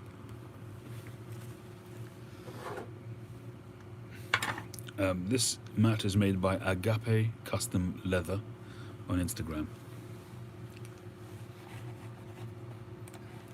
This was when he literally first started, so fairly basic. His ones that he makes now are much fancier, and I'm afraid the price is also fancier.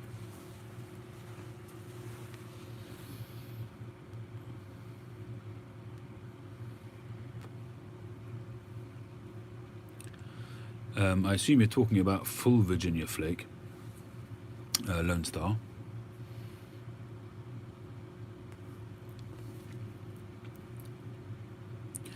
It's so meaningless, the thumbs downs, that I just literally, I don't mind, it doesn't bother me.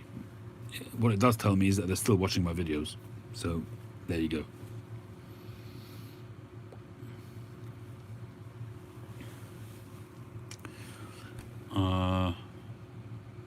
Yeah, full Virginia flake. It's a very nice tobacco. Let it dry for a bit. Don't let it get too dry. And just smoke it slowly. I believe that's a tobacco which needs to be really savoured slowly, with a relaxed environment, quiet environment, and just let your mind settle on the tobacco. That's my personal take on full Virginia flake. It's not a tobacco that I usually smoke in the car, although I have done, but generally I don't, because I find that if you smoke it while you're busy doing something else, it just becomes a very generic cigarette-y Virginia smoke. If you first of all let it age a little bit, but if you just savor it rather than chug away at it, you'll get more depth and more levels of flavor out of the full Virginia flake. In terms of the perfection,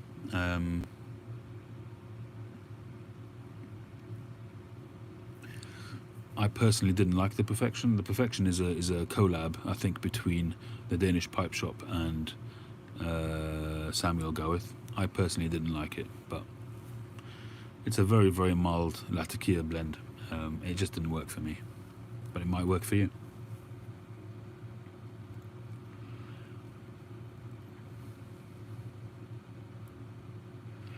Thumbs down result of a physical. Can't get. Tam, how you doing? It could be multi people with multiple accounts, but yeah, that would be really sad. The vast majority of people, it's the same kind of people who like to troll and like to criticize everything that they see. And it's just saddos. It's basically people who are sad, people who are unfulfilled and jealous most of the time.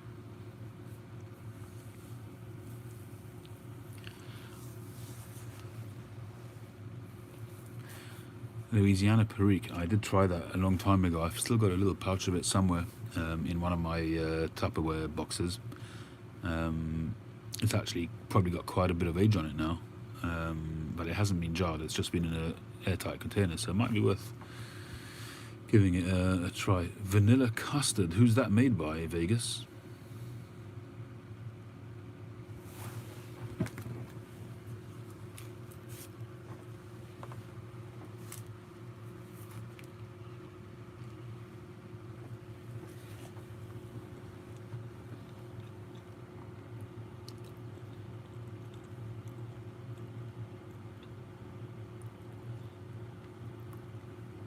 Sartlif. All right. Hey, Piano. Hi, John. Squadron Leader, Skiff Mixture. Squadron Leader, people absolutely love it. I personally, again, I tried it very early and I should really try it again, but I didn't like it at the time, and neither did I like Skiff Mixture either. But it's, you know, we all have our own preferences.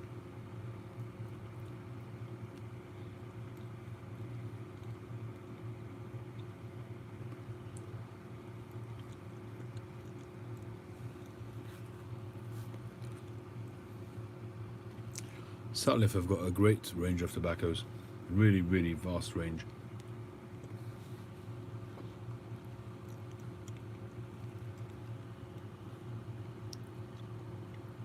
Thanks, Juicy. Thanks for joining. Hope to see you again soon.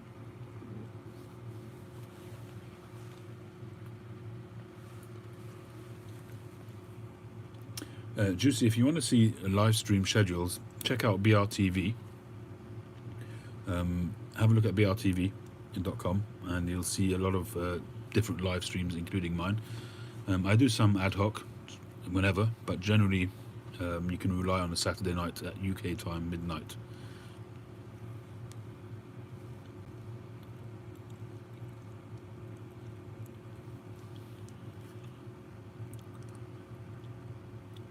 Hazy Smokes. Better luck with Sutliff, and then Sutliff is one of those which, you know, you just hope and hope and hope and pray that it doesn't go away because of the amount of different blends that they've got. Another one which sadly I can't really get to often enough is the Danish Pipe Shop. They've also got some fantastic match blends, really, really good quality tobacco.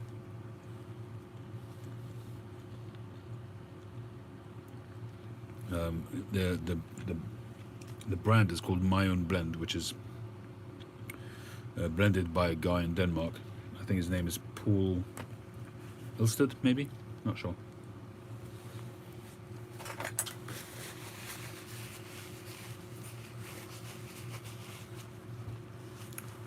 Good night, Tim.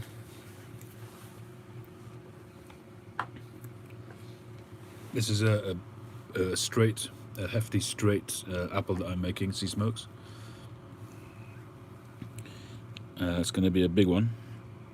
It's got some beautiful grain on the top there. It's going to be a good one, hopefully.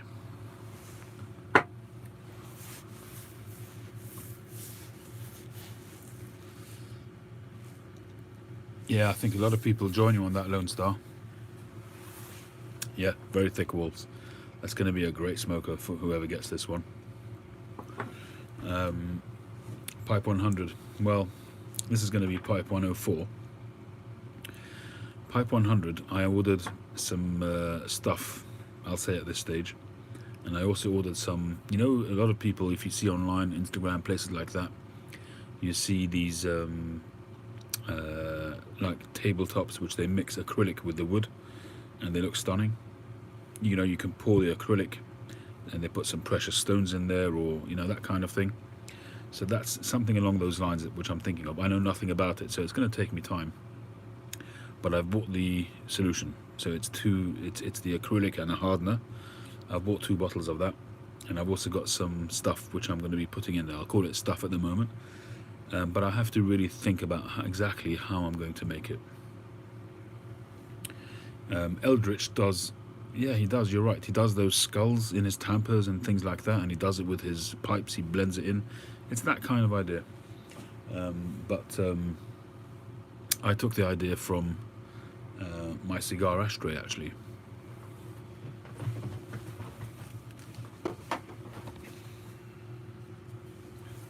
So if you look at my cigar ashtray, you can see this kind of stuff he puts in there. And I think this is just regular glue. I don't think it's that acrylic stuff. So what I've got is the acrylic stuff. What I want to do is have the whatever bits, the media that I'm putting in there, sort of stuck to the pipe. I'm going to sort of, it's hard to explain, but essentially you've got this, the flat, it's a broad shank. So I'm going to cut a groove, a wide groove into the shank where the stem joins the shank. No, I did an extension from mortar. So where the mortar joins the briar, I'm gonna cut a groove in there. I'm gonna glue down. First, I'm gonna smooth it. I'm gonna paint the bottom. I haven't decided which color yet, whether it'll be black or something else.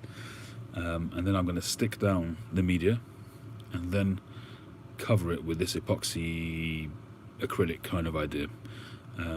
I've got no idea if I'll put it off. I've got no idea how to use the stuff. I'll have to experiment. And I also want to actually take it down the sides as well, and I don't know how to do that.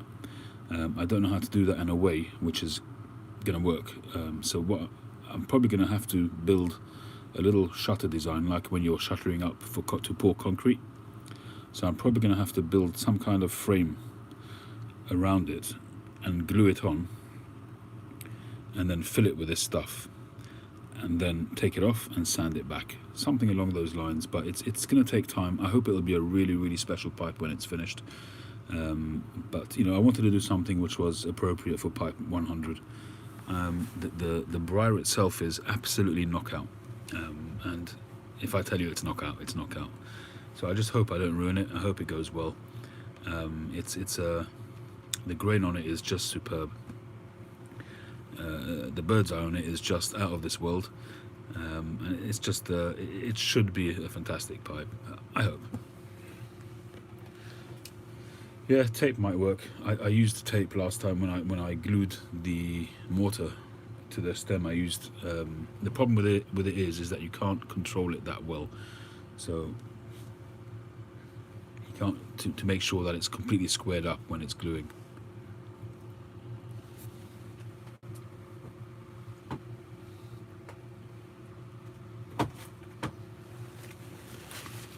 In 10 years, hey Charlotte, how you doing? In 10 years, I hope I'll be making pipes full time. I really do. It would be a dream.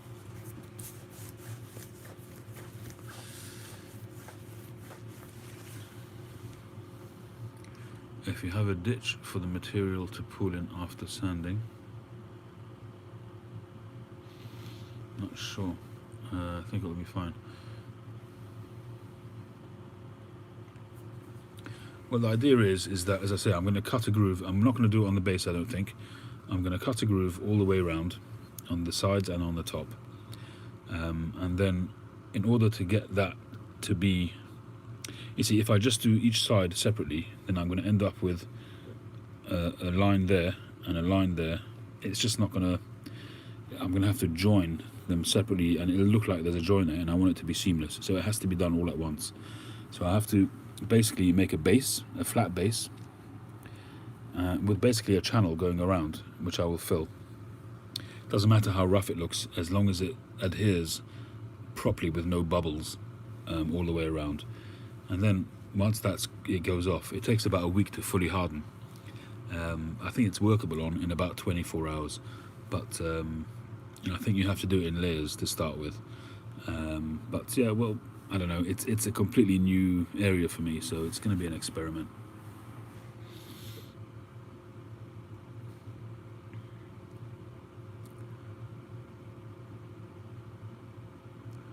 Insert comma after in.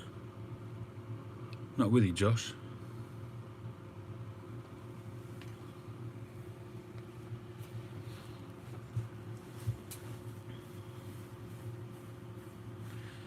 Mold release spray would help.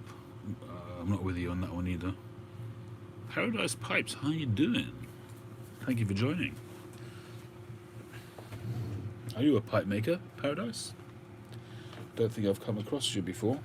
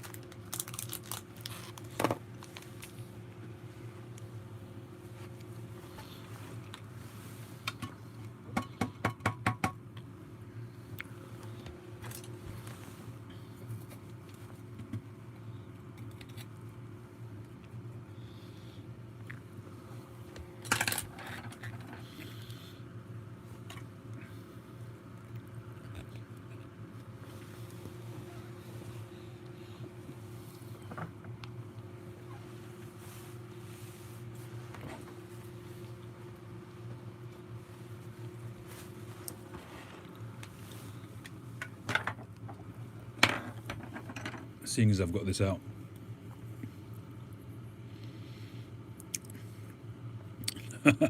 No, Bono, nobody's accused me of doing bots. We're not going to get into that discussion tonight, people.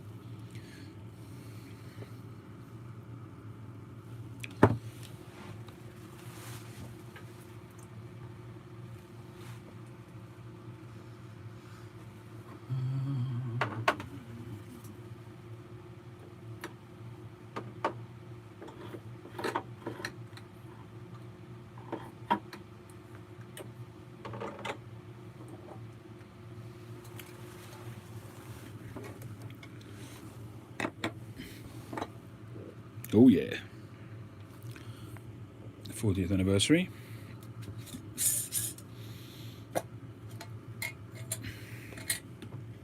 Flexing on us with the cubbies. What does that mean?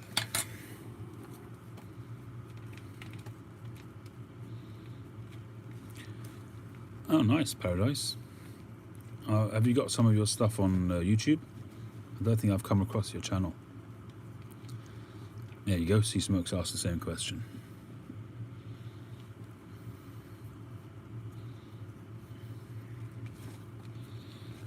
I haven't had a McClelland's blend for a while. Oh right, okay, fine. I'm sorry, I'm not with the latest lingo. It used to be repping, not representing. I thought that was advanced. I thought that was me showing that I'm hip. Now it's flexing.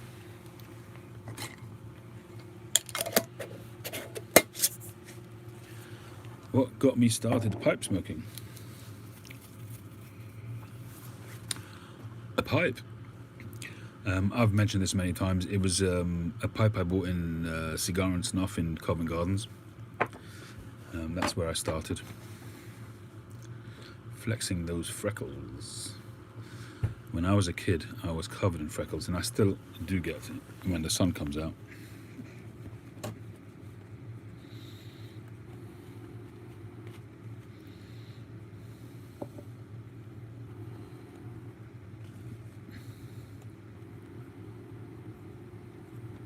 Yep, not anymore. I used to have flame red hair, and now I'm more salt and pepper, white and blonde.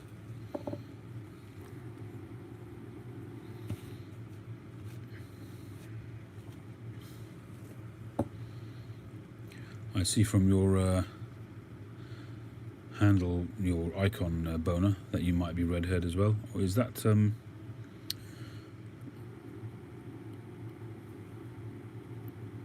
your picture? I think it's oh, what's the name of that cigar?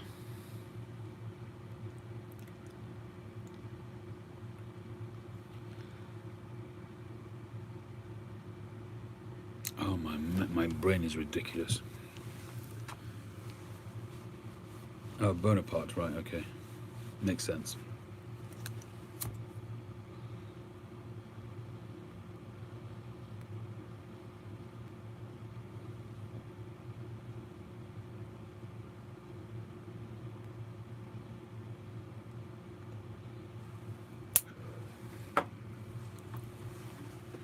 Hey Ken, how you doing? Napoleon Bonaparte was blown apart. Salt and pepper too.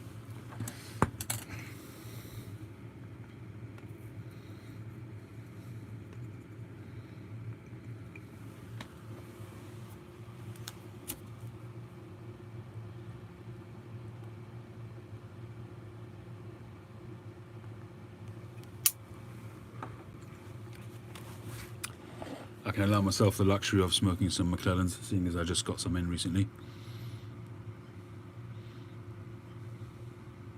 Hey Paul, welcome back.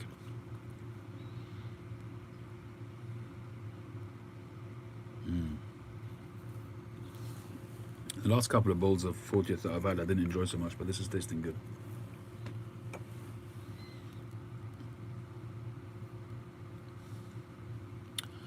The Herrera Esteli, I think I have one left. a nice cigar, a middle of the road cigar for me in terms of flavour. Quite nutty, tobacco-y.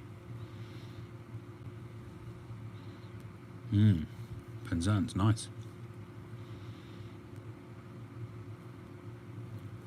Time change for the US tonight. Oh, cool.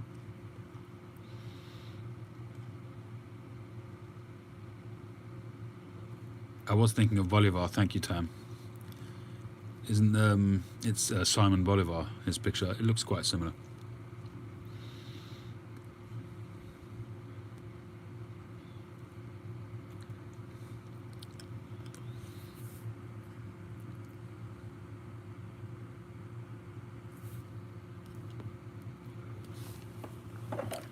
I actually should ask Ian Walker what the width of his draft hole is in these pipes. It really smokes very, very well. I've still been having a lot of trouble with my stamping. The last few pipes that I shipped out without stamps. I'm having a lot of trouble with it. And he says he does his stamps by hand.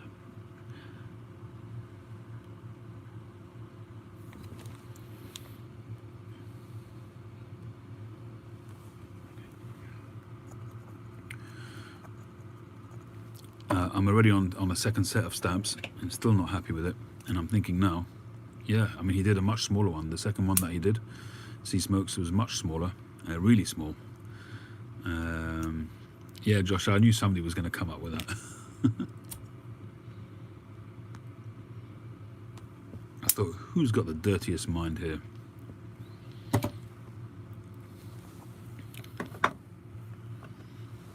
So this is the Quebec.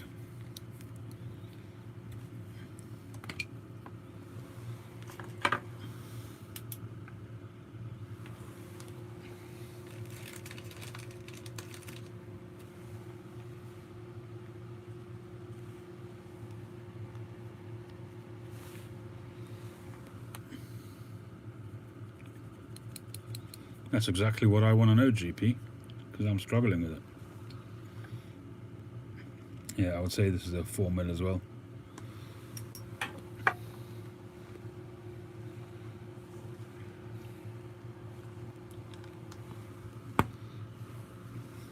You do yours 4mm? Yeah, so do I.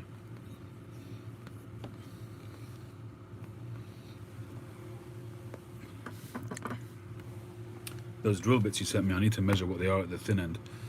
They look quite a bit wide at the thin end. I'm just wondering whether it would be too wide a hole at the bit end.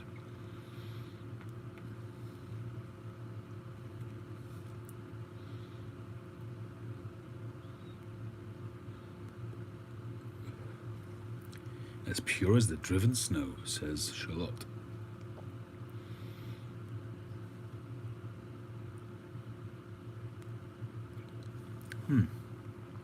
This is tasting quite spicy.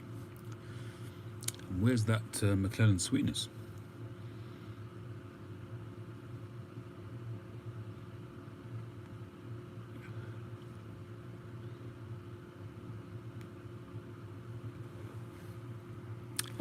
I don't know what it's going to be like in my workshop once the summer hits. Although I've been at it for a year, I don't recall what I did last year when it gets really, really warm.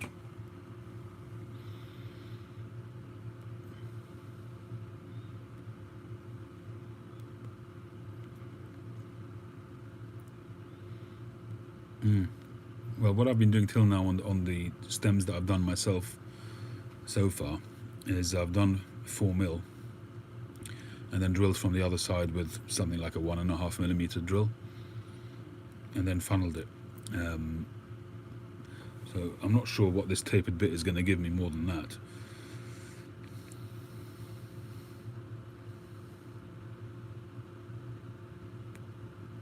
But I guess at least it tapers in a little bit.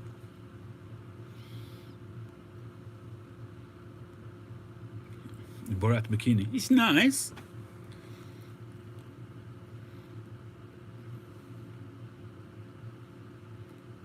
Curmudgeon Piper is in the house. Elbow shot.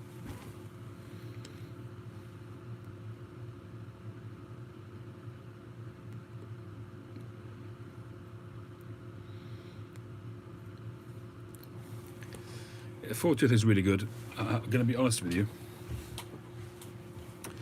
Be very honest with you. I think I'm on my second tin of it, second or possibly even third, and none of them are as good as the first tin. That first tin was just fantastic. It had such a good breadth of flavour, a deep sort of clovey, spicy, like a Christmas kind of spicy flavour, together with that Virginia and a little bit of that sort of ketchup-y essence. It couldn't really be older because it's all produced. It was all produced at the end of 2017. It was their swan song, you know. It was their last production. So nothing's going to be more than.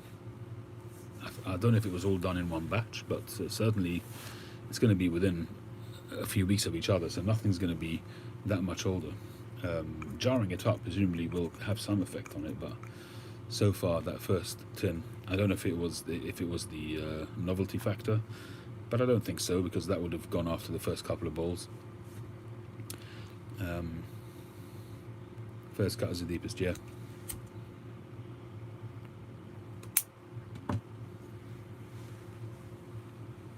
But so far it hasn't been as good as the first one.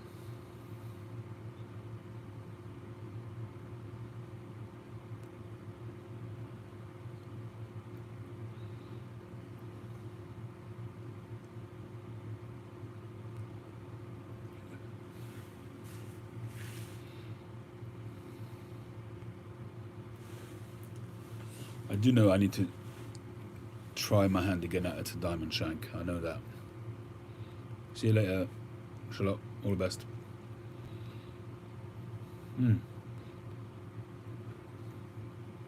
The reason why it sticks out so much, I mean, you definitely get variations in blends, no question about it. You know, even something like Jermaine's Special Latakia Flake, which has got a very recognizable flavor, very balkany, very sort of soft, sweet Latakia with Orientals in there, and a lot of Virginia. And the general flavor is a general flavor which you recognize, but you just get some batches which are better than others. It's as simple as that. Some of them are more Virginia because the way they mix it, the way they make their flakes, is different to what a lot of other blenders do. I've talked about this in the past. They seem to have, when they're laying out the tobacco and putting it in whatever mold that they have to make that cake that they make the slices from, they don't sort of evenly spread the Latakia with the Virginia. You can have big wadges of Virginia, then a lump of Latakia, and another wadge and it's all in big mottled effect. So you can have large areas which is mainly Virginia. It'll take on that Latakia aroma, but it won't be as Latakia-y as the Latakia spots. And you can have some, if you saw earlier on when I was making that Asquith mixture, that really bright Virginia, you can have some really bright areas and really black dark areas. And I'll show you something. Hold on.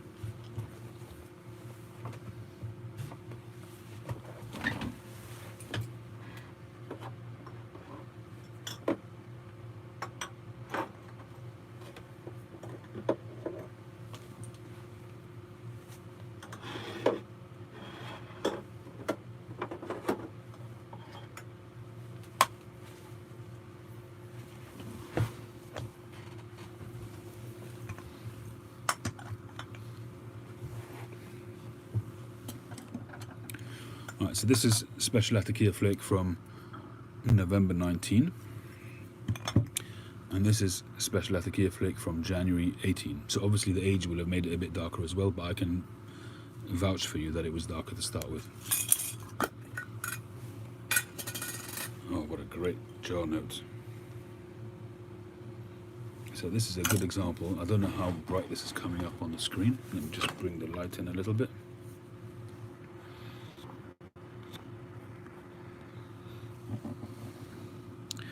So you look at that bright section there, and you look at that dark section there.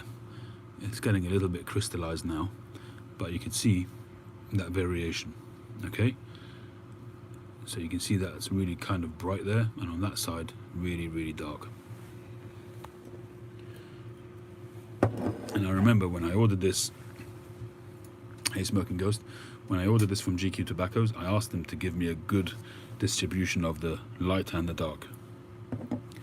When I ordered this one, I forgot to ask him to do that, and he just obviously took it out as it came out.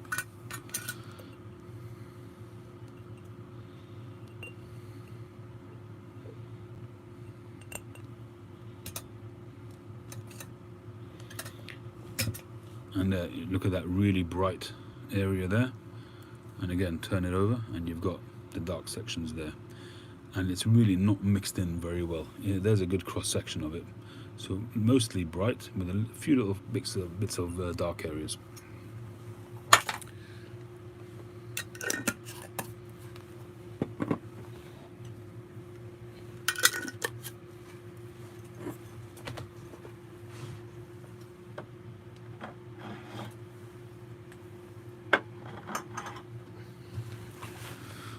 I don't remember why we were talking about Special Latakia flake. How did it come up? I don't recall.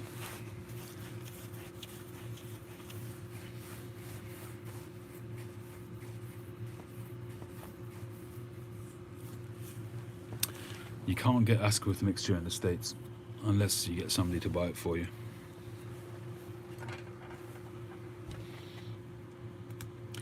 Oh, differences in batches, yeah. So that's a good example. Thank you, Sea Smokes, GP. So on that particular one, that's a good example. Depending on the type, the area of the tobacco that you get, you can have very different smokes.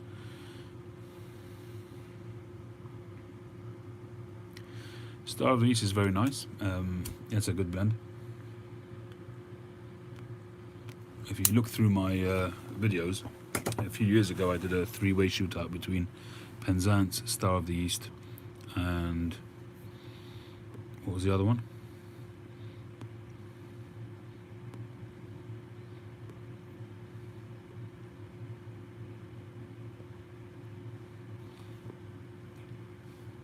There's another one which is supposed to taste like Penzance. Quite nice. Thank you, Sea Smokes. No, it wasn't plum pudding. It was quite nice.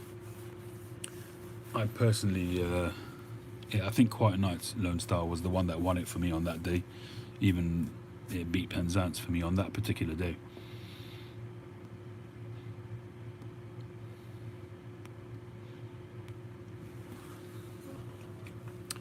But as I say, I pretty much, when I'm going to smoke a Latakia blend these days, it would be invariably, it would be either Northwoods or Special Latakia Flake.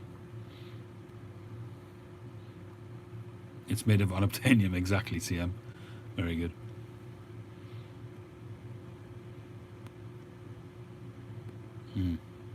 They're all good. They're all good. Another one which I actually would like to get again is not Haunted Bookshop, is Exhausted Rooster, which is quite a comedic name.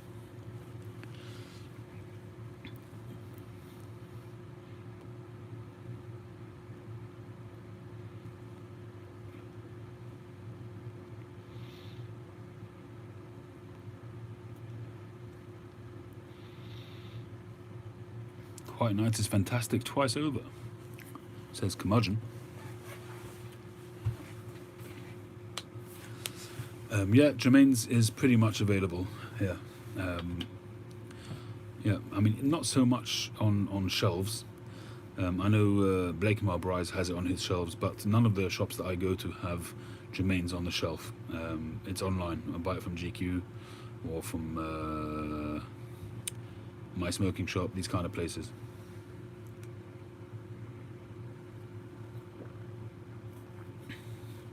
Gaslight is a bit too full on for me, Latakia wise. It's too much of a straight. It's not a straight Latakia, but it's not really. I don't think it's got any Orientals in there to soften it up a little bit.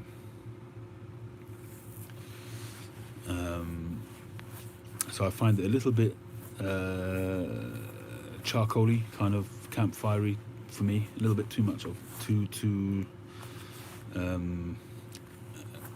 What's the word? Acrid. That's the word.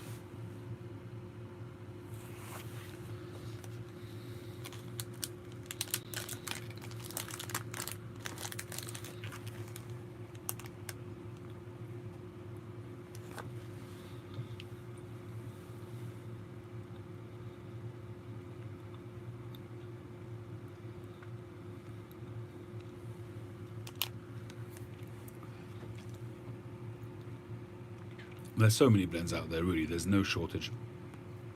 Once you get that past that stage of having to get those hard to get, the unobtainiums, you can explore so many tobaccos. Bengal slices is also one which is hard to find sometimes. Pelican, all of these, they're all hard to get. But if you just go for sometimes, over-the-counter tobaccos, and they're just great. And they're easy to get. You can stock up on them. You can fill your cellar. They're absolutely fine.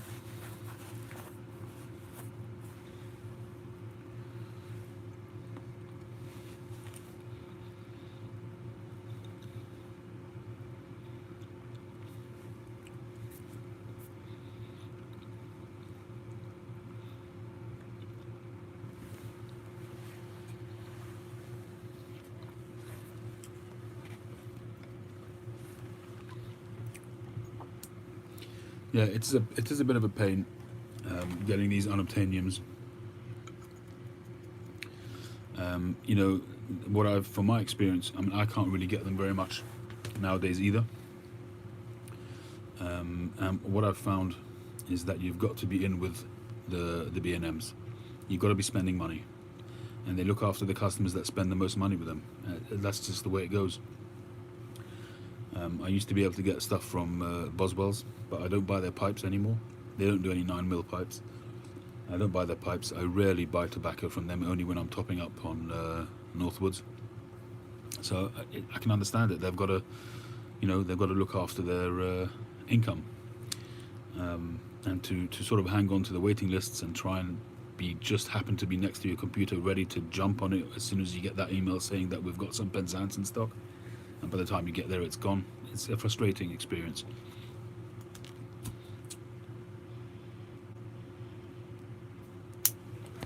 I fully understand somebody who goes on that chase. I did it myself. But I can tell you that you don't need to. There's so much stuff out there.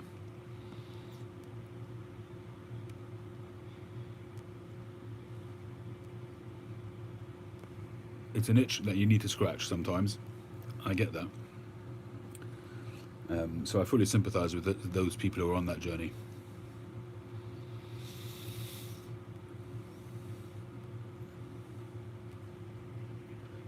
Well, Samuel Gawith, I don't know why, but that's to do with the...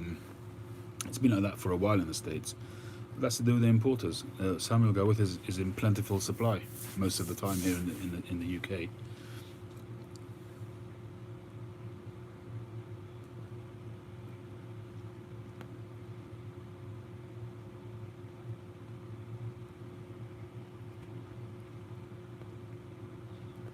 Really, GP? How did he verify that you weren't hocking it? I mean, when I was able to get Stonehaven and Penzance and stuff like that from Boswell's, I was paying regular price. I think they've increased their prices now, but I was paying something like $40 for an 8-ounce bag, or $50 for an 8-ounce bag of Penzance. It was fantastic at the time. I never had loads of the stuff. I think, all told, I probably had 2 8-ounce bags. The first 8-ounce bag that I got, there's a video of that as well, of me opening it. I probably smoked about a third of that, and I gave the rest away over a period of time, giving little baggies here and there. And the second bag I think I sold when I did a tobacco sale.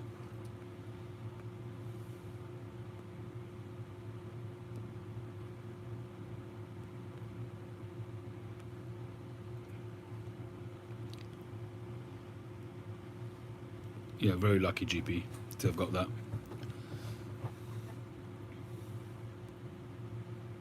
Lord Hogarth, welcome. Thanks for joining. How you doing?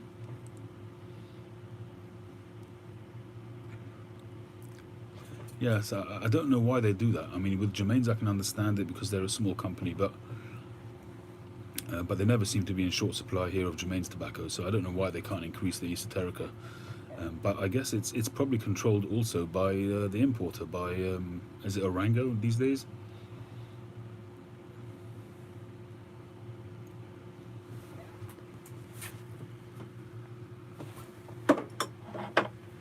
I would send you some, Josh, but I've got exactly 3 flakes left, so they're staying with me. That's from 2016. from Boswell's, as you can see on the side there. But if you can get rich dark flake, I think I've sent you rich dark flake before, no?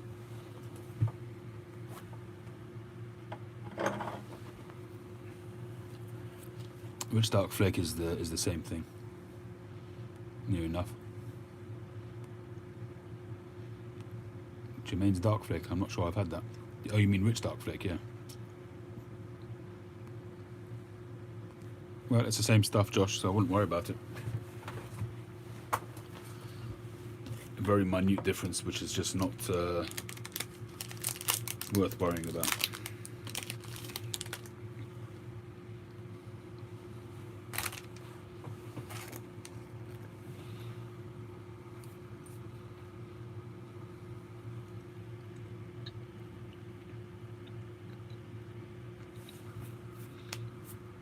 I don't think I've ever tried the plum cake. I think it might have some wine in it, which means I can't take it for religious reasons.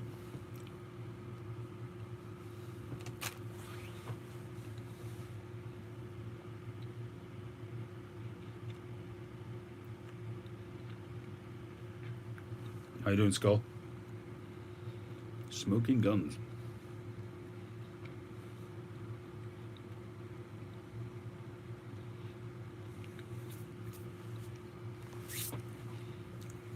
I've tried Condor, didn't like it really.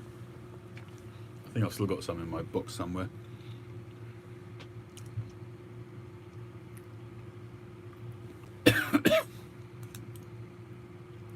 I think Condor's got a little bit of a Lakeland essence, hasn't it?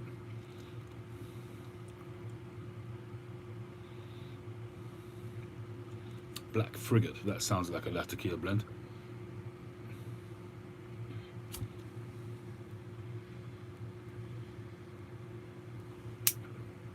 Granny pants, yeah. I don't do restorations per se, although I have done a few. I did one for Peace Piper in Israel, and he was over the moon with it. He was excuse me, it was a Peterson. It was actually a very rare Peterson, which he didn't want to trust by sending back to Peterson. And I don't blame him for that.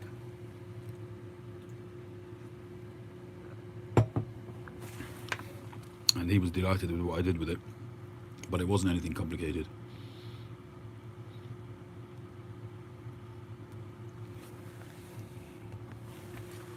The most recent kind of restoration I did, but it wasn't a restoration, but just a general improvement, was this Les Wood pipe. This Les Wood pipe came in recently, and the front end of this was worn down a little bit. This was the top was a flat, sharp sort of edges. So I stripped this all the way back to briar. I restained it to just make that grain pop a little bit. And I managed to retain the stamp on the bottom, and I rounded off, I trimmed it a little bit, took it down just a fraction, and then rounded off the edge all the way around to give it a uniform look, and it came out fantastic. And I think the stain also really improved it as well. It had a little bit of a darker, probably maybe a bit of a patina as well, and it just worked out very, very well. I smoked it a few times. Smokes like an absolute freight train. Smokes very well. I've smoked the other one as well, the other Les Wood, which I haven't done anything to, also smokes very, very well. I still haven't decided whether I'm keeping these or not. We'll see. They're just quite rare to get in 9mm, the spigots.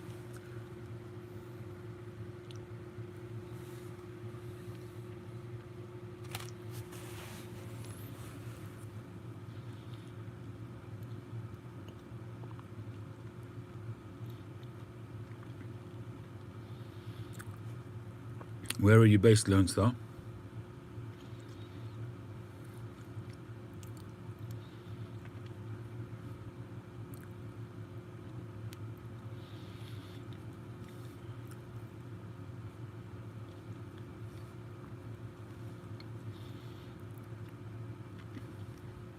You're in Texas. Well, if I was you, I would send them to either Cane Rod Piper or send it to Briarville Rick.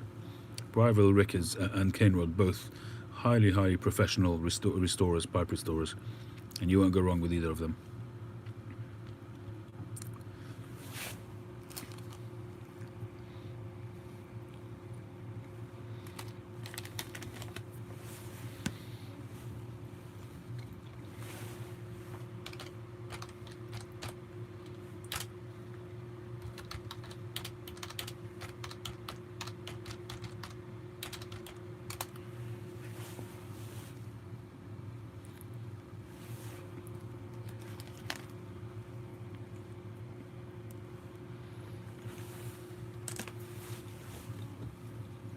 Good night, Ken.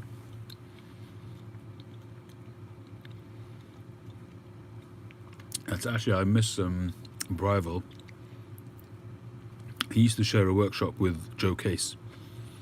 Joe Case has kind of wound down his pipe carving. He still does occasionally, but essentially he's not really doing pipe carving on a regular basis anymore. So Briarville Rick, the last video he did of his new workshop, but that's going back a ways back, but he used to do some nice videos. I just liked his presentation style. He was really quite a funny guy. Presbyterian I have smoked, but it's been so long ago I don't remember what it was like.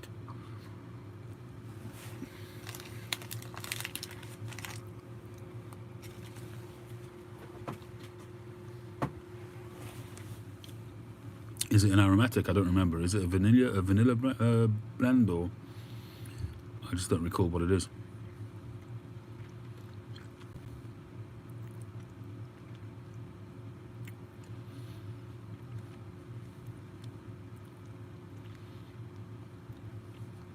I reckon that Briarville Rick is just too busy. It's not aromatic, okay? It's been so long ago that I just don't remember. Hey Boca, I mentioned you a little bit earlier on. Your tin, thank you very much again.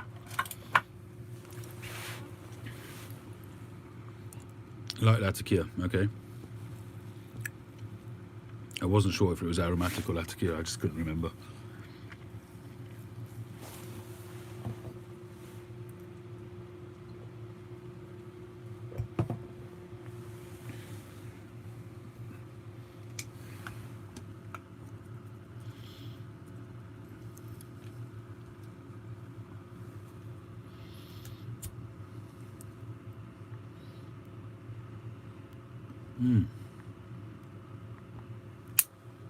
Good night, Tree. Good luck at the car boot.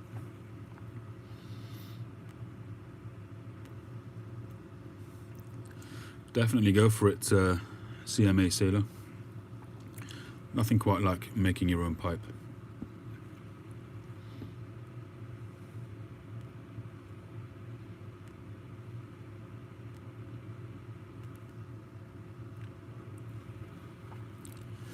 Well, I think this is a good time as any to say goodnight. Yeah, that video at Blakemar is great.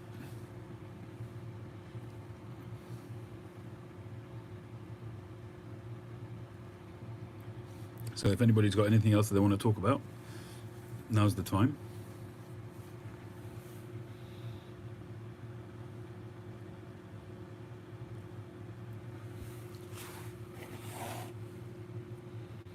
No worries, Lone Star. It's my pleasure. So, the auction. Well, I'm waiting on Dragon Brise's pipe. And there's a couple of pipes coming in probably on Monday or Tuesday as well. Sort of late entries into the auction.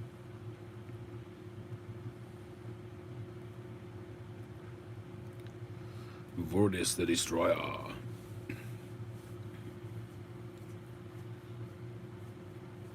Oh, thanks, Doug. Thank you. I'll have a look at that.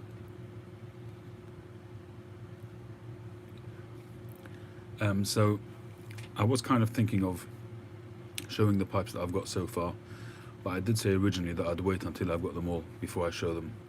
I want everybody to basically see them all at the same time. I don't want to show any preference. So I'm going to wait. I really hope that Josh's pipe arrives during the course of this week. And I'd like to very much do it in next week, not not in a week's time, but in 2 weeks' time's live stream on Saturday night. That's what I'm aiming for, assuming I get the pipes during the week. I'd like to get a full week of promotion. I'd like to have an opportunity for other people to promote it as well. I'm really sort of going to rely on people in the YTPC putting the word out there, so that the auction should have the best chance of success to make as much money as possible for the family. So yeah, I'd like a week of that if possible. So I really, really hope that it comes, that the rest of the stuff comes this week.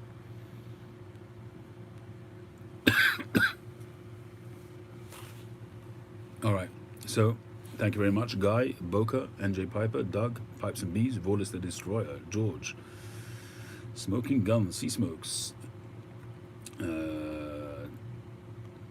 Doug Owen, have I said that? Lord Hogarth, Paul Piper, Lone Star Patriot, Josh, Skull Pipes, GP, Rocking Steady, Yardism, Tree, CMA Sailor,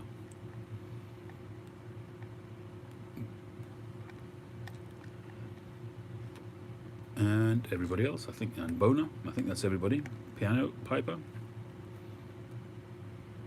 I wish you all a good night, a good week. Retired Rogue, thank you for joining. I hope that the coronavirus just starts to peter out soon. Worrying times, but at the same time, as people keep on stressing, you know, it's hopefully no different to many other virulent viruses out there. The scary thing is just the speed that it could spread, but let's hope it peters out like the other ones have. I wish you all well. I'll catch you on the next one.